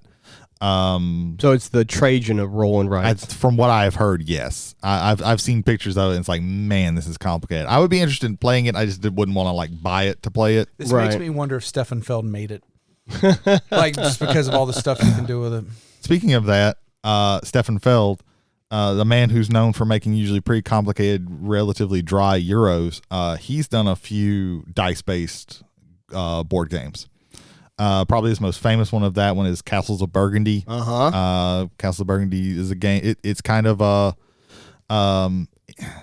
it is very similar to it has a lot of like things that were taken from that Roll and Rights took, because I think this one came out before Roll and Rights really got around. Yeah. Where you're rolling dice and using them to do specific things, and the numbers on the dice tell you where you can do things and stuff like that. But he's good at with doing a lot of like mitigation and things like that. I like that one. It's not my favorite of the ones. There's also Oracle of Delphi, where you're using 3 dice that have specific symbols on them to take specific actions. Depending on the color of the dice that you rolled, you can do. You can say, that theme. You're going out and doing the 12 tasks to get the glory of Zeus or whatever, and you're using those. Say if you roll pink, then you can. And I need my ship to go to a pink spot. You have to spend like the pink dice. But if you didn't roll a pink and you need to get there, you can use these little tokens called favors of the gods to kind of basically rotate it around. The dice are you asking the oracle what's going to happen. Every action that you take is all about spending these dice to do that. And that was a really interesting one. But my favorite of those, and Jay mentioned the idea of roll and move, and this is the most interesting roll and move that I've ever played, and it's called Merlin. I'm doing an M gang sign with my hands right now. In Merlin, you're each knights that are moving around the round table to take actions. You're going out on quests. You're basically trying to get the most victory points, because the theme is this is the end of Camelot. And Arthur is like super old, so you're trying to figure out who's the successor. And you basically have the round table is a not really a rondel, but kinda, where it has different actions on it. And your knights, you roll a certain amount of dice, and you spend those to move that many spots and then take an action. But you also have another piece that is Merlin, and he can move. The knights can only move clockwise. Merlin can move clockwise or counterclockwise, and everybody has a Merlin die, and they can spend that die to have Merlin do an action. But there's also a lot of mitigation. Like you can get flags that give you different powers that break the rules. You've got a little area control thing that you're trying to do, and you're collecting these pieces because everybody has cards in their hands. There's like, okay, you collect these things and you get this many points. It's quests. Say you need a shield of this color, a flag of this color, and you need to have one of your guys, because you have these little workers that you can put in certain spots as well to get materials. So yeah, but there's a lot of mitigation. There's a lot of like, I can do this thing to do this thing. You also have apples, which lets you set the die to whatever you want. So it's a way to do the old fashioned roll and move, which everybody kind of hates as a mechanic, but it does it in a very, very interesting way. So yeah, of the 3 that he's done, that Stefan Feld has done, that and I own 2 of the 3 of them, that use dice as a main mechanic. That's my favorite one, because it takes a very like hated on mechanic, which is roll and move, and actually does something very interesting with it. Yeah. Let's jump into work replacement. So what are some dice-based worker replacement? Okay. I actually have one of those, but does anybody else have anything? I kind of wanted to go into roll and move a little bit. Okay, actually, sure. But we can touch on roll and move. Brady, so again, because Monopoly is which may not be the case, but it is the most like prevalent board game in the world. It is the most iconic. Yeah. Mm-hmm. Yeah. I would say Clue is more iconic, but that's just me. But anyway, moving on. Monopoly, and this also happens in Clue as well, because Clue is, if at the very least, if we want to call those 1 and 2, Yeah. it's very prevalently roll and move. And the issue with those games is it doesn't work with the theme, at least for me. Like, you want to, like, freewheeling and dealing, and I would imagine that, yes, there is some luck into the notion of real estate management, like you want to pick up the right place, but, if it ends up that, it gets burned by a forest fire. But that isn't relegated really in that game, because you have so much randomness in that game, and that randomness starts with those 2 cubes in your hand and where it ends up. I need a 6, 7, or 8 so I can buy something in one of the light blue properties. Or I rolled a 10. I completely missed them. Okay, now I have to go all the way around. Right. Oh, wait, now everyone has bought them up because they rolled the numbers that I needed. Oh, hell. But while I was along the way, I bought all the properties they wanted. So there's something to be said. If you don't like games where you cannot control your fate, Monopoly is the anathema of anything you'd want to do. Same thing with Clue, and I've mentioned. Jay, if you don't like that randomness, might I introduce to you Monopoly Scrabble? Yes, where you have to create words, and how long the word is how far you move. Yes, or Jurassic Park Monopoly, where you're being chased by a which is legitimately T-Rex. the worst Monopoly. I absolutely Scrabble Monopoly is pretty fucking bad. Scrabble Monopoly is bad, but you can cheat and just say, we're going to come up with our own words as long as you can define them as fine.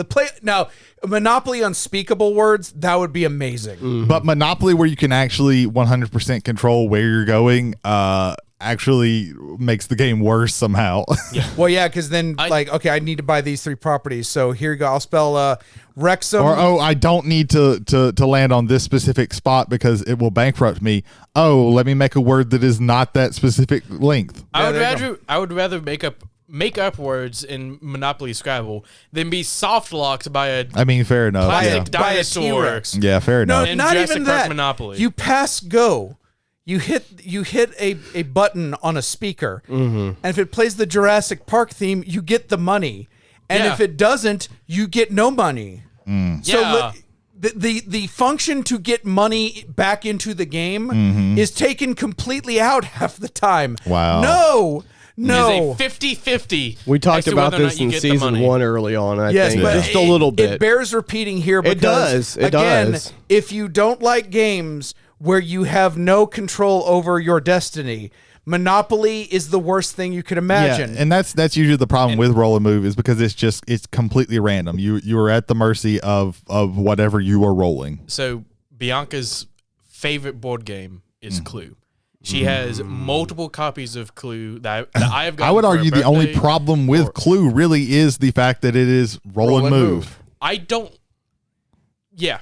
I don't like the roll and move. I also don't like that you could. She would probably like, was it Mystery at the Abbey? Mystery of the Abbey would be good. Mysterium is basically the good parts of Clue, just without any of the bad shit. What I don't like about Clue is I could be in the kitchen trying to figure out my clues, and someone could be in the conservatory and say, "Hey, I think it was Mr. Green," and I'm dragged from the kitchen into the conservatory, and I have to roll multiple ones to get back to the kitchen just so I can continue my clues. Meanwhile, the guy who dragged me there rolled 12, and now is just in the kitchen eating sandwiches, making accusations. That's the main like.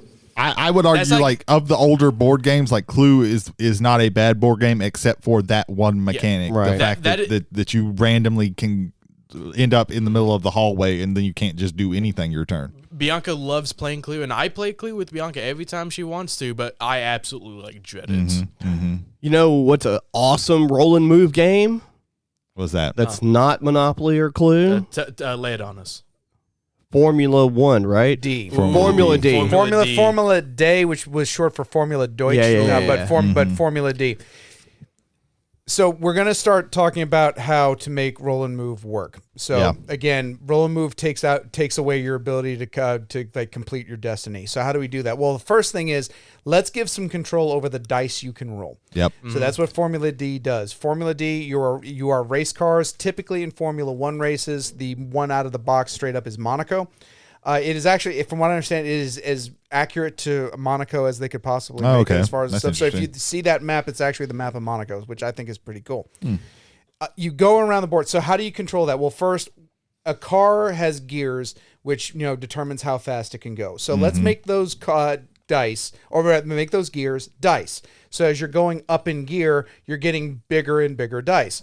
But now even then the problem could be that, okay, well, a 20-sided die, let's say in D&D, still has 1 through 20. And that's a wild fucking swing, especially if you're going in 5th gear. So what we're going to do is we're going to limit the numbers that are on that dice. And 5th gear, it's not 1 through 20. It's 11 through 20. So it's still significantly faster on its high end than the die that you, but still possibility of maybe you rolling just the amount that would have been on your 4th gear, or your 4th gear on your 3rd gear. So you're having this thing of that you're pushing your speeds up. How do you mitigate that? Well, you make it so that you have to make turns in a certain way. You have to stop, quote unquote, stop in these turns, or basically your figure has to end up in the turn for it to count to have made the turn. Otherwise, you're either going to damage your car or you're going to just blow your car straight to hell. So we have this. So again, now we're bringing in the gambling of dice again. So where you have to, okay, do I push for this speed and hope I make this turn, or if I overshoot it and now I've got another turn coming up and I'm going to miss that and this could be very bad?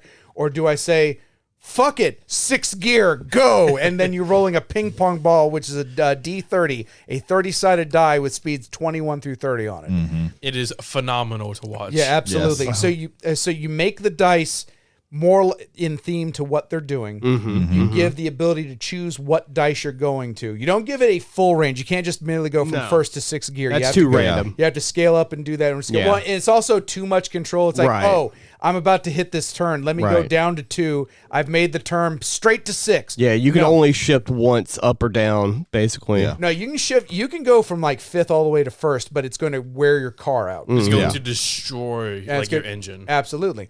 So the way we mitigate that is we keep the gambling. We keep that fun of like hitting that jackpot of getting that number you absolutely need. We keep that in there, but we give the player control as far as where they want to set their boundaries and what will end up happening when those boundaries are set. There's a lot of thinking in that one that you don't like. In Clue, it's mindless dice roll. Yeah. I need to get to the kitchen. Right. 2. And he rolled an 8. He rolled a 7. He rolled a 3. Okay. 2. Okay, he rolled a 12. He's in the kitchen. He rolled a 9. He's almost in the kitchen. That dude that rolled a 3 rolled a 12, and he's also in the kitchen. Everybody else got to the kitchen before I did. I'm frustrated, and only because 2 magic blocks told me I can't do that. Yeah, because those old classic games don't have any mitigation for the luck. Yeah. Which is, any more roll and move talk, or did we want to like go to something else? And that's what something like Merlin I like does, because it mitigates it, and there's ways to mitigate it, and they give you multiple options. I think you have like 3 or 4 regular dice and then a Merlin dice. So you have, so every time it's your turn, okay, I have a 2, a 5. Okay, that's going to get me here. That's going to get me here. What do I want the most? Okay, I want this thing. Or I need this thing. Do I need to spend something to get that? You can do that, but you have to add things on top of it, because just base roll and move makes a very boring game also, or a very frustrating game. Yeah. Which, like I said, I think that there are some versions of Clue where they kind of take that roll and move out of it, because they've made like hundreds and hundreds of versions they've made of Clue. a lot of different. But I think there is, and that's a game like Mystery of the Abbey takes that out of it. But it's not the focus of the game, so it's not the focus of this podcast. So Right. When I was with my grandparents for an amount of time in my life, my brother, he got a game called Parcheesi. That I was going to mention that because the card version, eventually a board game, another board game version of it is made, and it's called Sorry. Yeah. And instead of dice, you have cards. I'm going to stop there because I don't want to have a heart attack and die. Yeah. Ethan, continue. Yeah. And it's another roll dice based movement games where you're trying to get 4 of your animals around the entirety of the board. Yeah. And the first one to get all 4 animals around to your home wins. And one of the annoying things is that you can have 2 of your animals in one slot, and you can like block everyone from furthering their pieces. And you can just like set a blockade on every single route with your animals. Animals. Yeah, I can't think of the word. You had just said it. I know this, and so that was one of the like more frustrating ones. Just knowing how my siblings play, but it's one. It falls under the role. Yeah, I think it's probably made worse with Sorry, but yeah, Parcheesi is God. like the No. dice version of that. The end game for Sorry is better than Parcheesi because in order to get home in Parcheesi, you must roll 3 exactly on a 6-sided die. You get 3 shots. So, out of 3 chances, you have a 50-50 chance of hitting a 3, I think is how the math works out on that. It might be less than that. 13%. But on 3 dice? Oh no, If one no, of them no. comes up a 3 after 3 rolls? 3 I don't know the dice. math I for don't. that I don't one. know about 3 dice. Because I was thinking 3 rolls with a 6 chance. 1 dice is 13. One but- dice is exactly 13. Yeah. But at least like with Sorry, like you have to get home exactly. But there's stuff that depending on how you set it up, you have some manner of, okay, I can split this between these two. And this would be like, this one needs 5 and this one needs 2. Well, if I get the 7 card, I get to split that up. Or even if it's like 4 and 2, and I can either get the 4 home or the 2 home, and the other one's set up possibly Right. to get home. Sure. Yeah. A funny thing, the last time I played Sorry, there's like, okay, you get your pawn out, and then you pull the card. It's like, hey, take 4 steps back.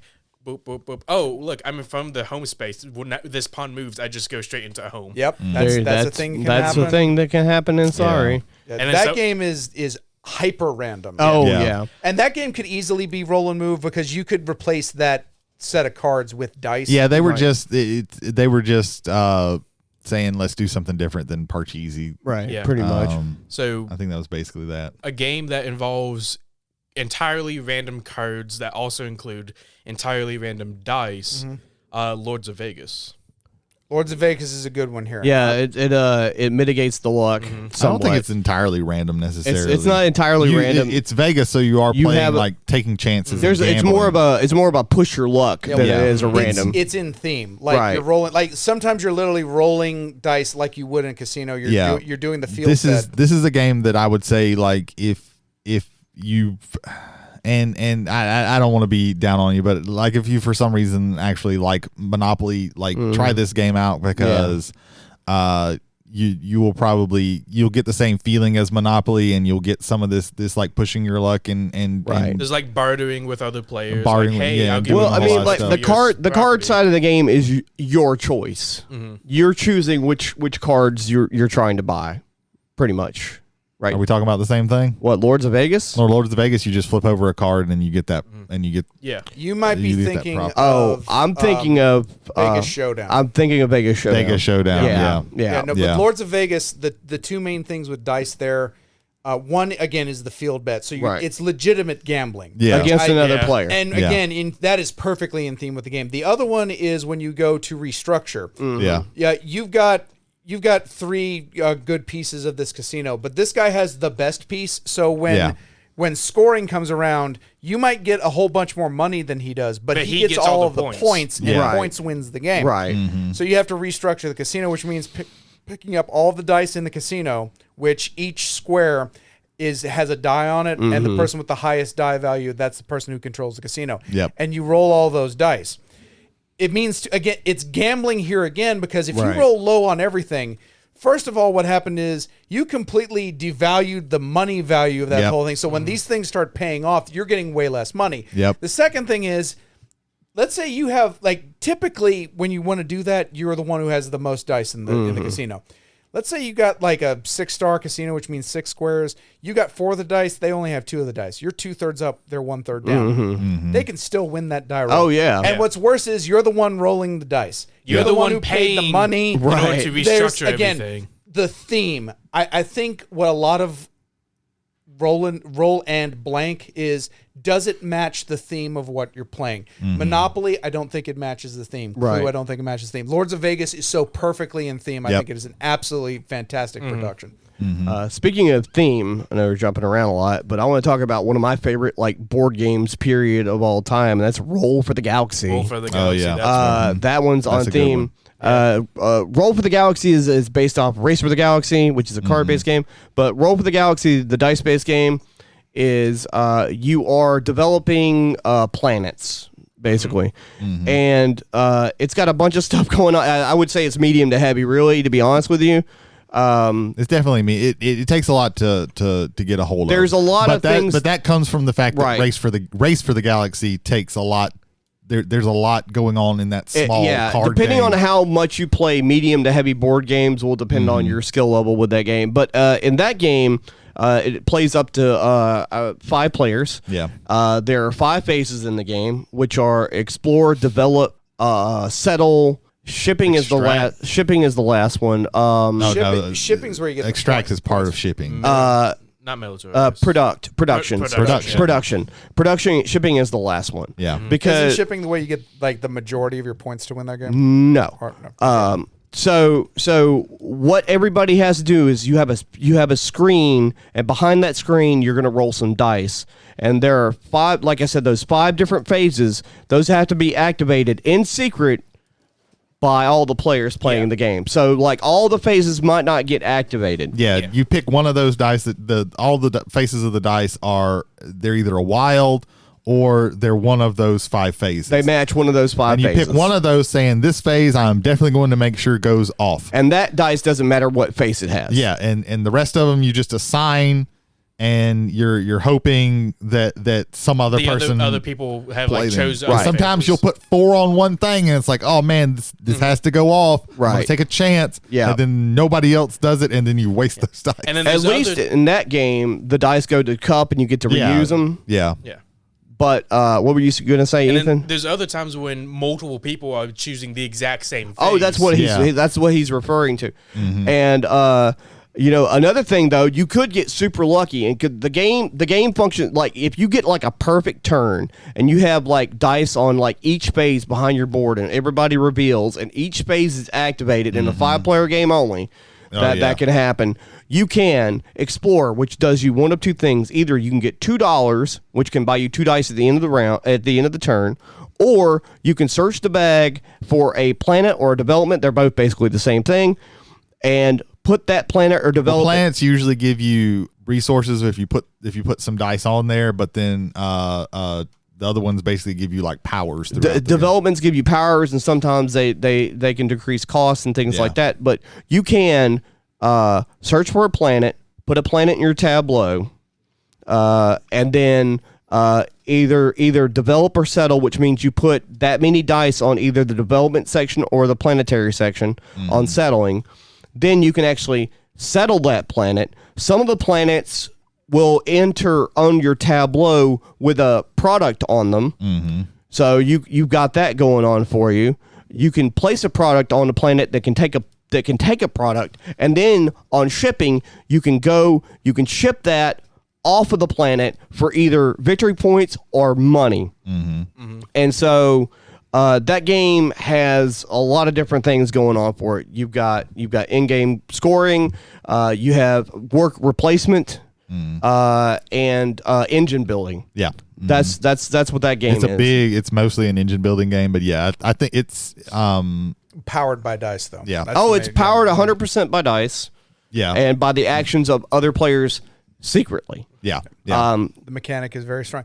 Again, and I want to stress this. A lot of what we like about this stuff pushes luck.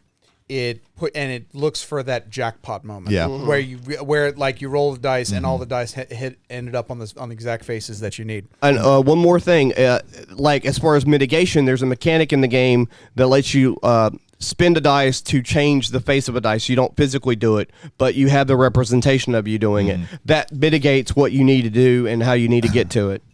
You brought up bringing up that I think could lead us to an aspect of dice games, which is basically you take a board game that exists and you make a dice version of it, and that happens a lot. There's Pandemic: The Cure, which is basically dice version of Pandemic, which is an okay version of Pandemic. I prefer the original. Yeah, but I like the original better, but it is an interesting version. But also of it. there again, the dice game plays a lot faster.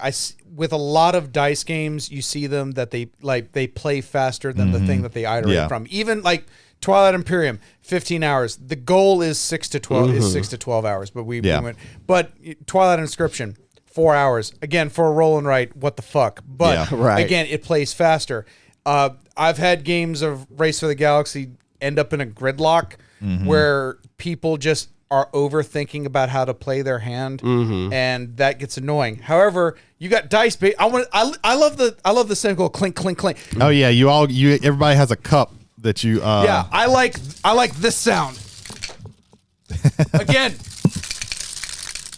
that if that gets you goosebumpy, your hair's starting to that's that. Yeah, anything that gives you a cup works really well. Absolutely. With that. Everyone has to do the honorary 10 shakes of the cup before you actually. Sometimes you get official dice versions of the games. Like, for instance, my number 3 game of all time is Arkham Horror, and there's a dice version of that called Elder Sign. Elder Sign I like a lot.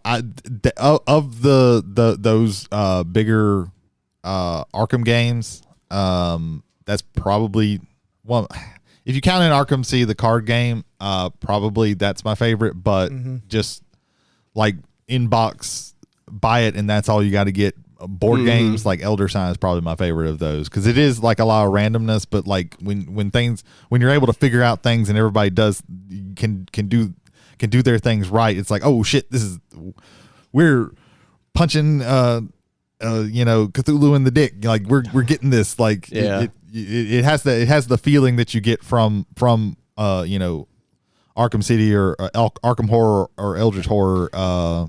The Arkham games have this underlying momentum, and when the wind is with you in those games, you feel like you can do anything, and when it's against you, you feel like there's nothing in the world you can possibly do. Right. With Elder Sign, because of it being dice based, because of the randomness, because of the luck, that can flop easier than in the other games, where really and truly, like, there are some no-win states that you cannot come back from in Arkham Horror 2. Arkham Horror 3, because it was a little bit more patterned, they give you little bits of here and there. You might be able to do this, but in reality, once again, you kind of get into those no-game or no-win game situations. And even then, Elder Sign has mitigation where you can end up getting extra dice, where you can get certain powers that allow you to change a die into another die face and be able to work that out. There are certain characters in that game whose powers are better for certain rooms, and when those come up, those should be the ones that will be going to those. I think it's a very good game if you're going to get into the Arkham Files universe of Fantasy Flight. That's a very good one because it's a very easy. Yeah, it's game a good to intro teach. one. It's very good. Easy. That is an official one. I want to talk about an unofficial dice game. I know where you're going with this one. There you go. So my number 1 game of all time is Battlestar Galactica, and did they form on Board Game Geek? I think it was on BGG. Yeah. Okay, and Board Game Geek came up with a dice version of it called Battlestar Galactic Express, and it used dice instead of the trader mechanics of if there is. I love it, but I can definitely see from the majority of people who play it that if you're having trader mechanics in games, you want them to be kind of quick. You don't want to stretch that out too long unless the narrative allows for it. I think BSG does, but I can definitely appreciate when people don't don't believe that. So Battlestar Galactic Express is like, okay, we can get this done and we can get it done faster, so we still have that. And it's dice, so you can't really know. Like, somebody may be just rolling shit and can't do what they want to do. But because of that, now it adds this extra little dollop of, are they really rolling bad? Yeah. Because like in Roll for the Galaxy, your dice are rolled behind a screen and then you reveal what you have. Okay, so this is cool. Eventually, I think it was it TMG or was it... I don't remember who. I forgot did who published it. Stronghold. Thank you. You're talking about Dark Moon? Talking about Dark Moon. Ooh, Dark I love Moon. Dark Moon. Yeah, Dark Moon is formerly, in fact, on the original printings of it, it was formerly BGS Express. Yeah. And or BSG Express. My apologies. I got a little dyslexic there. But yeah, no, it's this great game of when it comes to your turn, you roll your dice and then you play them out, and then you go to the next person. It's quicker, it's sharper. And depending on how everybody's luck is, like it makes for a game that is very tense from the moment go. It's very all tense the way to the end. because it's quote unquote, air quotes here, cooperative, where you're all trying to, like, there's something wrong with the ship you're on, right? There's like 5 or 6 different things that are like, engineering needs to be fixed, and maybe like, the shields are going down. The shields are going down or whatever. So you all have like hidden roles. Well, you have roles, but like one of them might be hidden, right? Because there's always a traitor in that game, isn't there? At least one, possibly more. Right. And so you have to like basically put on an air of, okay, I've got to fix this part of the ship now. Otherwise, they might think I'm a traitor. You gotta play with everybody at first if you're playing as the traitor, because if you give it away early, they can send your fucking ass to deep space pretty quick. When we first got it and started playing it, I really liked Dark Moon. I've kind of soured on it a little bit lately because I think it outstays its welcome. I think it's still a little too long for what it is.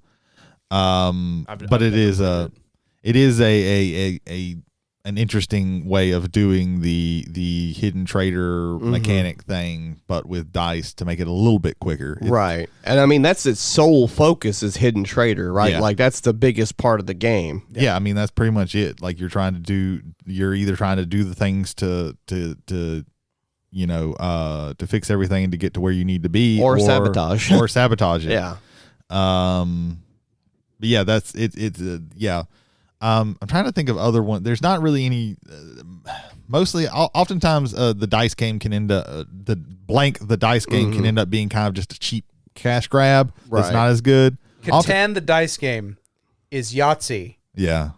but Catan flavored. Yeah. I hate that. Yeah, they've made like a lot of these classic games I've gotten. There's like Alhambra, the dice game. I haven't played that. Ticket to Ride, the dice game. Yeah, Which can be used, if I remember this correctly, passengers, again, correct me, you can use the dice in the regular Ticket to Ride. Oh yeah, And you roll the dice, and that's what cars you get to pick from. I don't like that. I wanted to mention Yeah. one thing about Dark Moon. Oh okay, yeah.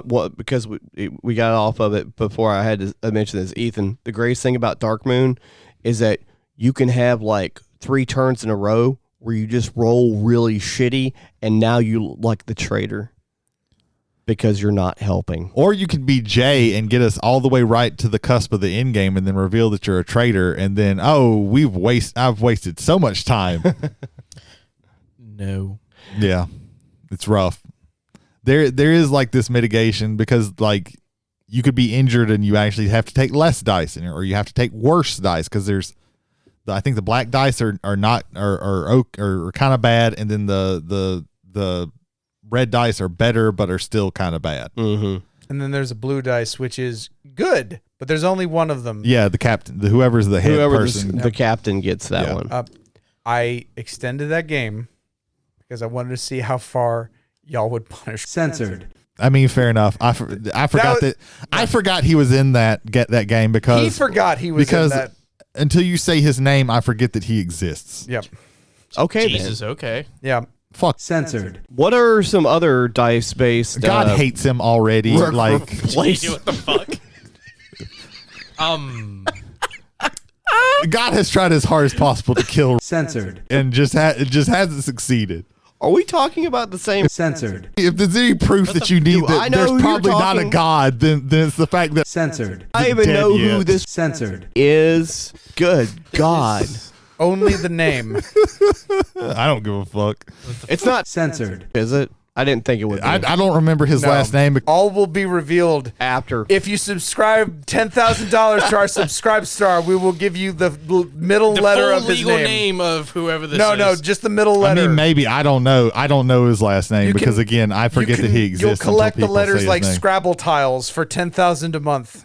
He's like those on our fucking subscribe aliens off of Doctor Who. As soon as I turn away from him, he doesn't exist in my world.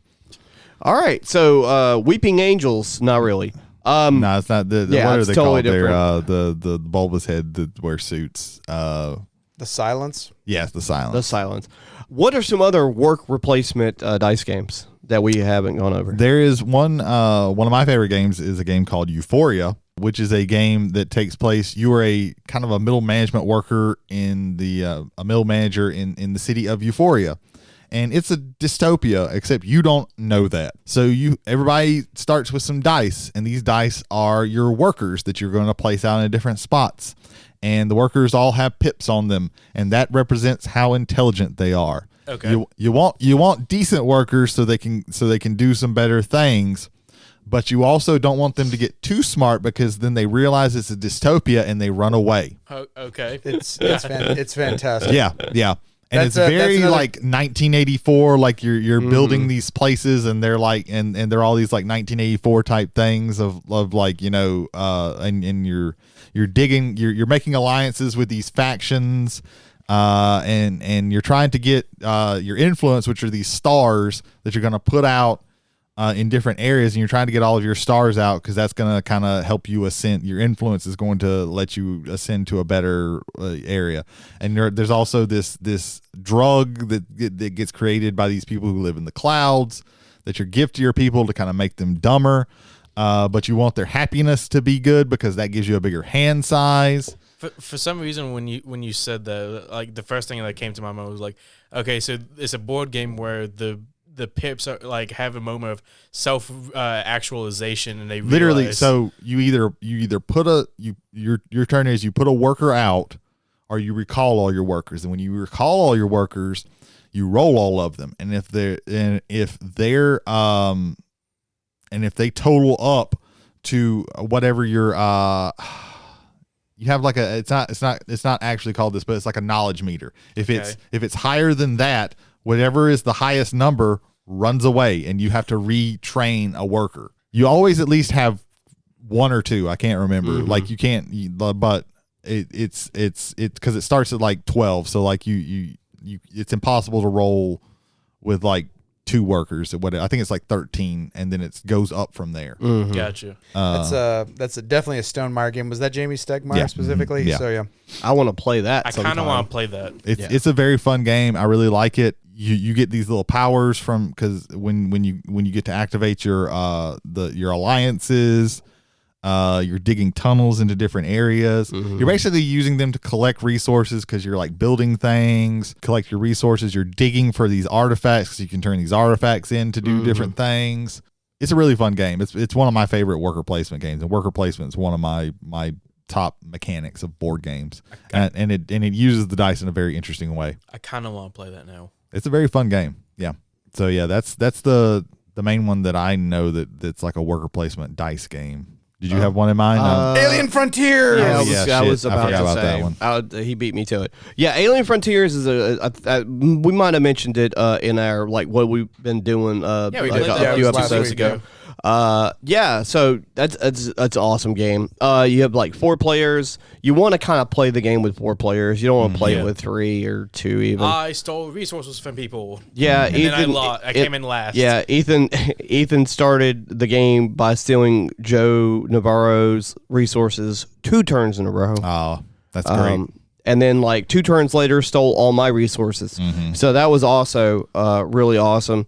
The game is awesome. You have a board where you have different places to place your ships, which are your dice or workers, if you want to use that terminology. And there's different spots on the board for different resources and different advantages. At one time, you could buy dice that were shaped like ships, and you had a version. You could flip the game over. And man, I think the dice didn't roll quite as well because they were like conical shaped, but that was like the big thing from like the Kickstarter people. I get it. Like, and then they took forever to get there. It was a whole thing because Alien. I'm sorry, I'm stepping all over you. Alien Frontier was like one of the first big games. It was one of the big Kickstarter arguably, I think games. it was the first. I think it was the first. And I think Zombicide came in after and then solidified this is how we're going to go about getting higher end. Yeah, that's all good. Everybody starts with 3 ships, 3 6-sided dice, and they're of different colors to let you know whose players what or whatever. And you're using your 3 dice to try and acquire resources and move your position up in the game. And you're trying to get like you have energy, and then you have like steel, right? And each one of those resources does something different. And what you're trying to do is you're trying to buy more ships so you can roll more dice, so you can settle more planets and do more things. And the thing is, like, you roll on your turn, and wherever you put your dice, they stay there until your turn comes up. So everybody that comes after you has to wait until you move your dice before they can use that space again, which is awesome. Yeah, it's a very, very mean game. It's a very mean game. I figured out how, because like your fourth dice costs like 1 and 1. So it costs like 1 energy, one steel. And then your second dice that you buy extra costs 2 and 2, and then it's 3 and 3. And so near the late game, I started gaming the game, but it was too late. So there's a spot on there where you can, like, if you roll a 6, you can put a 6 on what it's only one space, and you basically scrap your ship and pay 1 energy and 1 steel, and you could settle a planet immediately. And so what I did was like 3 turns in a row, because I'd gotten all 3 extra of my dice, so I had 6 dice I was rolling, and I just kept rolling 6s. So I'm like, scrap that ship, settle, because you only have like I think it's like 8 or so ships that you're There's settling. also a measure of area control in the game. Right. So I'm like burning through all my ships so I can like buy them back for cheaper. Yeah. And keep, and I got pretty close. Yeah. I think I was like second place or something. You were second. Tied second with somebody else. It was you and Joe. Yeah. Okay, I'm glad you brought it up that way, because I want to talk very briefly about the notions of strategy and tactics. Right. Strategy is a long form. This is what I hope to achieve at the end. Right. And how I want to go about doing that. Tactics is in the moment. Right. Tactics is when you had dice games like Alien Frontiers, like Roll for the Galaxy, require you to be tactical first and then plot out the strategy later. Yeah. Whereas a lot of games where you have, if you have that control, your strategy kind of should go on first, and then your tactics are based off of your strategy. Dice games flip that, because you can't plan for something if the basis of that planning is based off of complete randomness. Yeah. So that's one of the reasons why I kind of like these games, and the fact that you have to think in the moment, and as you're thinking in the moment and take those decisions and you start getting it, now your strategy is forming, and then you can go on your long form. There is, like, for Roll for the Galaxy, there is if you know how the game ending happens, there is a ongoing strategy that you're trying to go through, and it's you have 2 choices really when it comes to like just no thought strategy in the game, because like one of the end goals, besides like all the allocated victory points being gone from the pool, you can only have up to, I think it's 12 planets and developments in your tableau until that triggers the end game.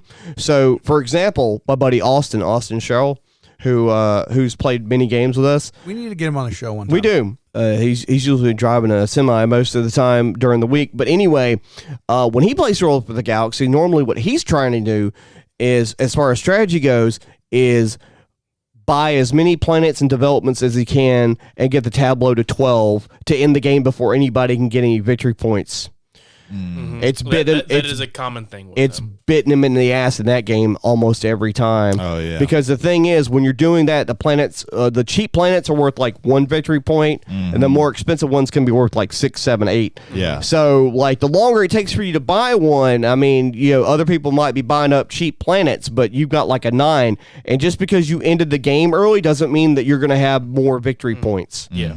And so like that's another thing about Roll for the Galaxy. Not a dice game, but that's very similar to Century Golem Edition from last week, where you can get to 5 cards, because I think in y'all's it was 5, right? The end game triggers when someone has completed 5 golems, And then we keep going till the next starter. Until everybody's had an even amount of terms. You can get to those 5 cards, but if they're 5 low value cards and someone has 4 high value cards, you're out of luck on that one. That game is 100% engine building. Oh, yeah. That is probably one of my favorite games. And It's also, a fun one. And also, again, another game where the tactics have to come before the strategy, because you're not necessarily, the randomness there comes from what development cards come up first and which ones can you use to better make your better I will engine. go over like what you can do in that game is like you can either, and we'll go into it at some point in the future when we talk about like diceless games, or maybe like engine builder probably, but you can play a card,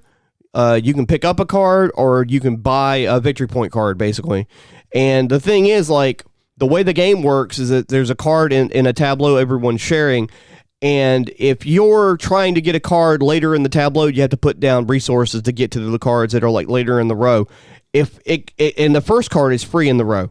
So if there's like a card that's free in the front row and it's got like 6 gemstones on it, even though they're the weakest gemstones, you might take it. Or even if it's just a not good card, that's still free resources. Right, right. Yeah, and resources usually cost you a turn to get something. Yeah. Right. And who knows, that card might be useful in the late game. Once, Right. Once you're like, But got an engine but built. yeah, talking about strategy versus tactics. Yeah, for sure, for sure. Which sounds like a show idea, really.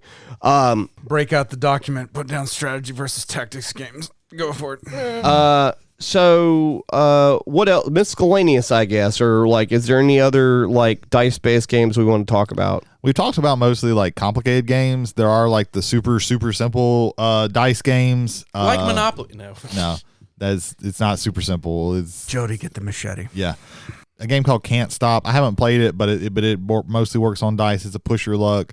Oftentimes, if it's a very simple dice game that uses a push your luck mechanic, which is Zombie Dice does this, where you're pulling from a bag or a can of dice, 3 dice at a time. If you get brains, that's really good. That's points.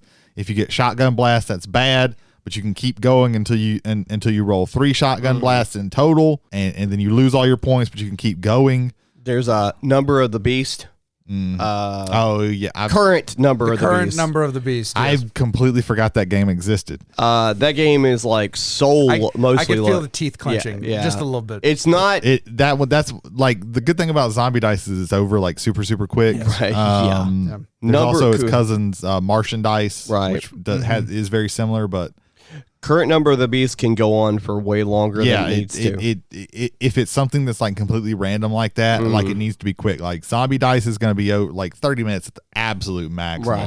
Right. For some reason, I tend to roll really well with Zombie Dice, so I can oftentimes end it pretty quickly. There's kind of a simpler version of Zombie Dice called Dino Dice, where it's just fewer dice, but it's the same. It's kind of the same thing. And when you pull the dice, like they're different colors. So like red are going to have more of the shotgun blast, but green are going to have more of the brains. So you can kind of see like, okay, what's left? What do I have a chance to pull? Things like that. But it's a really short game that doesn't outstay its welcome. So if it's like a super random game like that, like that, I feel like that's what it needs to be when it comes to like dice and stuff like that. So there are those. There is a Cthulhu dice. Oh yeah. I don't know why, but my brother was like obsessed with like collecting the different kinds of dice with it. And From a production standpoint, I think they're one of the like coolest dice I've ever seen because they're like they're hefty. There's good weight to them when they roll. They roll very well, and just the symbology on them I think is very cool. Yeah, particularly the Elder Sign on there and the Cthulhu face. And so that's one that my brother enjoyed playing. That one plays even faster than Zombie Dice. Yeah. I have 2 things. One is a game, and one is an anecdote. I would like to Okay. be the bookend, if I may. So if anybody else has anything else, feel free to go out there with it. I think we've touched on pretty much everything that. There's a game in my top 10 that we haven't mentioned yet. All right. Brady hates it. Oh, it's not the one that I was looking at. Yeah. The only thing, one real quick, there's a game called Quantum where you have you use dice and they are your ships, and depending on how the number on the pip of the dice is what type of ship it is and how fast it moves and also how strong it is. A lower number is actually stronger, but it's also very slow. And you're trying to maneuver them in different places around these plants. You can put down your little cubes, and if you get all your cubes out, then you win. But you can also buy powers. It's one of the simplest 4X games out there, and it's so well put together. Yeah. The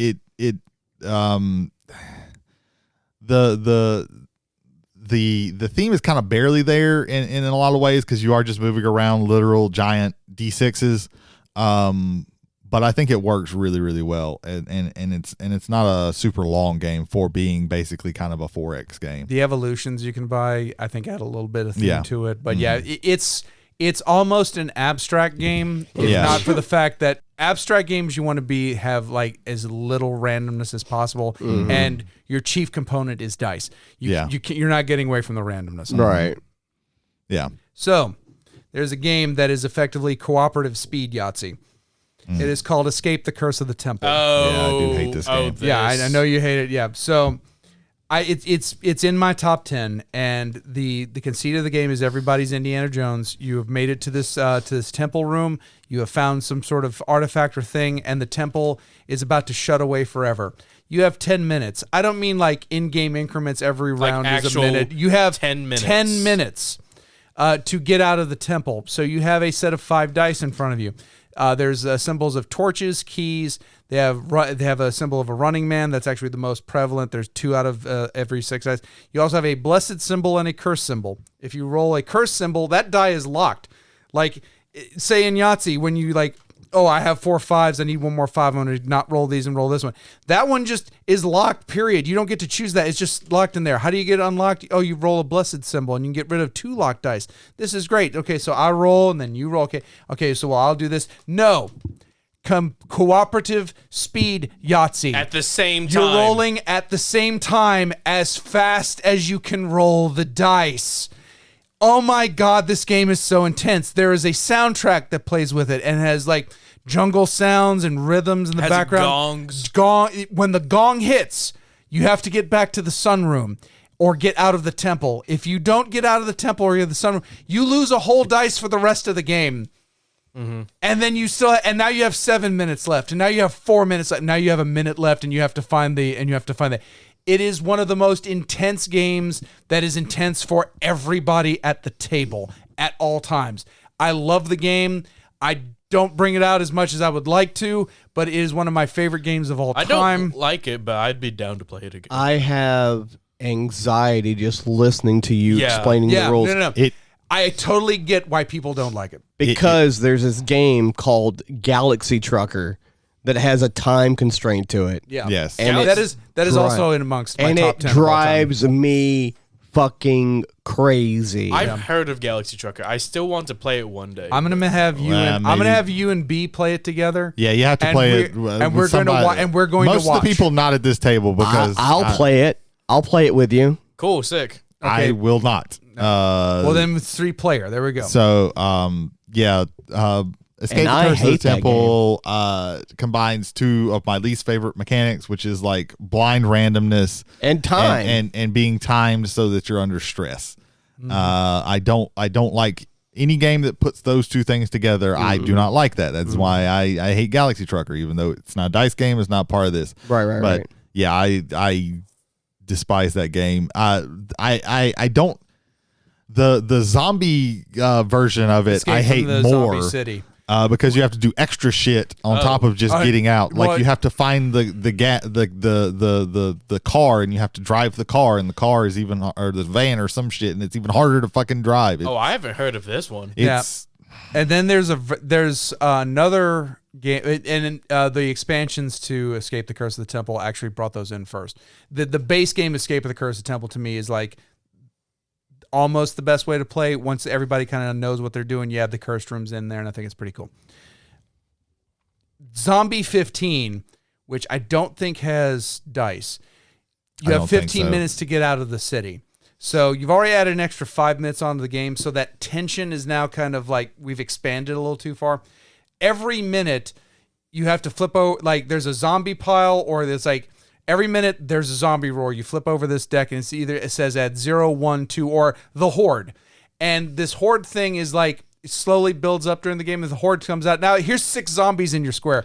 You can't go any further until you defeat those zombies. So we don't need to spend too much time on this, but you have literally a cup called the Horde Cup, and when certain things happen, you have to put something in the Horde Cup, and when you flip over the card and it says Horde, then you pour all the Horde Cup onto wherever you're at. 2 zombies in that game can cause the game to end by somebody getting eaten. 6 zombies is fucking ridiculous. Yeah, but but there is like a Escape the Curse of the Temple that is a zombie version. Escape from Zombie City. Escape from Zombie City, and I like that one even less. Because then you throw zombies, which is an overdone theme. like AKA Zombie Side. Yeah. Which is another game we won't be talking about. That's in my top 10 least favorite games of all time. Right. You said you had an anecdote with. Yes, I have an anecdote, and I wanted to end it on this one. So we've talked a little bit about the good and the bad of dice games, but to me, the most important thing about dice games is friendship.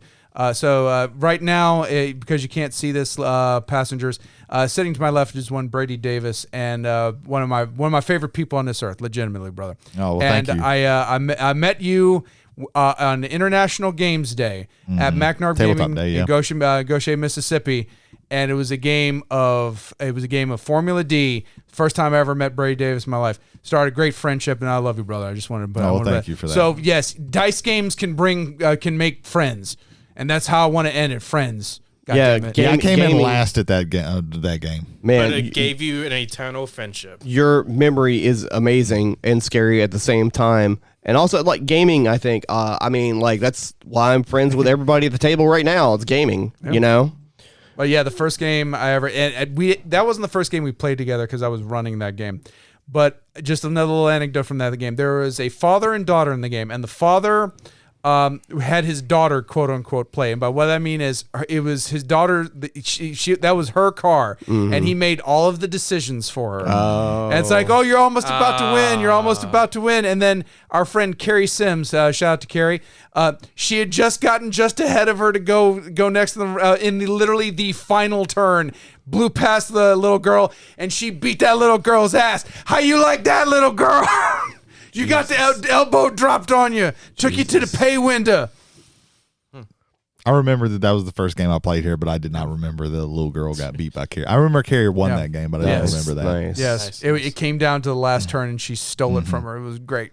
Yeah, by then I don't even think I fucking finished that game. Yeah. By the end of that game, that kid was literally playing with I think some Legos that were at the table. That's how much she was not engaged in. Yeah, the game. not invested When I at all. say the little girl got beaten, I'm saying the 40-year-old father got beaten. That's more important. Yeah. And also equally important is Whiskey Wrestling is a podcast where Jason Holder and Michael Hill host a weekly podcast keeping you up on all the things that are in the wild west world of professional wrestling, such as the WWE really doesn't want CM Punk. So, check him out on all the platforms. Talking about AEW and NXT and WWE and how they're not spiteful and full of spite, but they are. Yeah. And Drinking responsibly. and also totally not thinking of AEW's competition by triple stacking their show that is their third tier show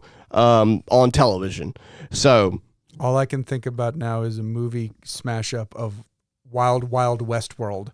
A giant spider fighting Yul Brynner just remember in a cowboy that hat. giant spider exists because someone in Hollywood failed upwards. Yep. Mm-hmm.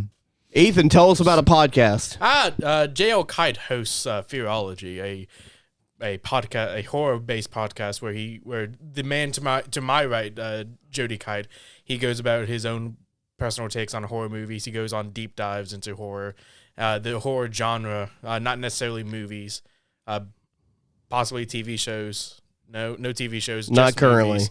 Check them out now. You might have time to catch up completely. There's before a he- finite before he amount puts of it- 12 episodes on the site right now. Go and catch up until wait for his the next release of his great new episode. Yeah, brought yeah. to you at some point in the future. Join my Patreon and buy me a new computer so I can make new episodes. to him. Fearology. Join our betting pool as to whether a new episode of the show will come out, or if George R. R. Martin will finally release the next Song of Ice and Fire. That's a good one. I was going to mention that the guy to my right, Jody L. Kite, was actually a pretty good poem, but I think what you did is probably the best That's thing pretty we've done good. on the What- cast pretty tonight. good. What will come first, a new episode of Fearology or me dressing as a dolphin? You dressing up as a dolphin. It's inevitable. No. Yeah. It's Yeah. inevitable. No, 'cause it's we not- are Thanos. We are inevitable. Oh, you just got snapped, bro. Oh man.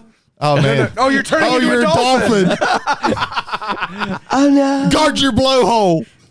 That would have been a much weirder movie if he snapped and half of all creation turned into Half of dolphins. the universe. That just would have became made dolphins. that would have changed the ending of Infinity War quite a bit. Yeah. That'd been the Hitchhiker's Guide to the Galaxy. The beginning of version. Endgame wouldn't have been quite as depressing. Oh, definitely. Tony not. Or more depressing. Yeah. Tony Depends on how Stark, you feel about dolphins, I Yeah. guess. Yeah. Tony Stark is just laying down holding a dolphin Tom Holland. Yeah. Mr. Stark, I don't feel so good. God damn it.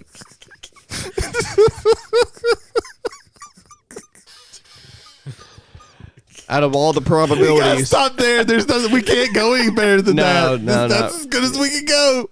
All right, Brady, tell us about a podcast. Oh shit! Oh, you left one that I actually know. Jared Hubbard and Kevin Sheldon, our friends in. Are they still in Birmingham? They still live there? Should be. Okay. The Birmingham boys. Yeah. They host a podcast called Silence Your Cell Phones, where they talk about movies and the current events in the movies and all that stuff. So check them out on YouTube and wherever podcasts are listened to. You can't do Stitcher anymore, and you can't. And at the end of this month, you can't do Google Podcasts. So try some of the other places. You can't use Google Podcasts, but you can use Google to find a podcast. Yeah. Mm-hmm. Yeah. Jay. Figure that one out. Tell us about a podcast. RKO Studios died in the 50s. So we're just going to move on. There we go. That literally was Is that you. the podcast? That was, yeah, RKO Studios, the podcast, which is actually a movie studio. Yeah. I thought 50s. Rocky Horror was the last movie they did. What? I thought that was MGM. It was MGM, but Okay. yeah, it's an inside joke because they use the RKO Okay. stuff in the There movie. you go. Yeah. True. Probably because MGM bought it. Probably. Straight up bought it. The Completed Podcast, Team Metamorph, Chris Vega, Brandon Scott Tanner, and Brandon Smith, bringing you news and views from the world of Magic the Gathering. Magic from the Giga. That's Portuguese for gathering. No, Magic it's not. from the Don't- Giga Chad. Yeah, from the Giga Chad, Chris Vega. Oh my God, that's his new nickname. Giga Chad, Chris Vega, and his boys will tell you about the world of Magic, including like actually some of my favorite interviews with Magic the Gathering pros that I've seen. While I've supposedly not. It may be up by the time this is already up, but they've got one. God, I can't remember his name. But I really like their interview style because they're coming from an area of knowledge. They know the questions to ask, but I like the angles that they take on that. So whenever they have an interview on the podcast, that's one I'm definitely like. As soon as it's coming out, it's getting listened to. Right. So absolutely there. Of course. Speaking, of course, of Brandon Scott Tanner, we have, if you are listening to this before October 28th, 2023, we have the BST for BST, the brain surgery tournament for Brandon Scott Tanner, happening at McNarb Gaming in Goshen, Mississippi. $30 entry. $30 entry plus $1 additional dollar per proxy in your deck. Please make sure all of your proxies, if you're going to be using them, are in color. In addition, if you want to be able to cheat a little bit, you're being allowed to, because for $1, you can draw a card at instant speed. It's a Modern Unleashed. I think Modern is the, Unleashed. No ban, No ban list. No ban list, absolutely at all. All proceeds going to the medical bills of Brandon Scott Tanner, who is still fighting against stage 3 brain cancer. Brandon, we love you, brother. Take care, take it easy, and hopefully we'll get you all settled and on your way. If you're listening to this after the tournament, you can definitely just find Brandon Scott Tanner and throw money at him. I'm certain that he will not say no to that. Just throw wad of cash at his Yeah, chest. Maynard Gaming's bills, Facebook bills, will probably no have currency, a just- no just- coin yeah. currency. No Take- coins. Just take all the bills in your wallet and just ball them up and throw them at him. Take and he all- will probably say thank you. If you Take- don't have cash, just throw your credit card at him. There you go. Yes. Yeah, with your pin, you got to yell your pin number while you're Yeah. running away. You as also well. have to yell out, "I consent to him withdrawing funds from my account," or else credit card fraud gets Yeah. involved. We don't want that. Yeah, no. We don't want that. We'd also like to thank McNarb Gaming and specifically Cameron Spanier, the God Emperor of McNarb Gaming, for letting us use this wonderful air-conditioned studio space. Thank you, Cameron. Thank you, Cameron. There you go. Only Cameron. Only Cameron. Only Cameron. They've got sales on various Halloween and spooky board games right now. They have a lot. They have a good selection of. And if board you games. ask Cameron personally, he might sell you a copy of the Radiant Citadel for a nice discount. There you go. The special edition version. The special Special foil edition. Nice, edition cool stuff, of yes. Radiant Citadel. Yeah. Mm-hmm. There you go. Yep. All right. For travelers on the omnibus, I've been Jody Kite. I've been Ethan Skinner. I'm James McCarthy. I'm Brady Davis. Be more nerd. Get the fuck out of here. Thanks for stopping by and enjoying the ride, guys. Oh, we're talking about. Did we just settle on cartoon horror or horror like children's horror, shit like that? Like, did we never. Something to do with cartoons and something to do with horror. Saturday. I thought it was like. But nothing to do with children. Well, like children, like I think he's if talking about it's just animated or like Saturday morning cartoon horror kind of Yeah. thing. Is Okay. I thought what we were going But for. we could add it. But like, fuck it, we'll talk about this afterwards. Tune in next time and you can see hear what the fuck we're talking about. We begin the spooky things. Yes, I like that. We begin the spooky things. Hashtag spooky things Ethan have Dolphin. begun.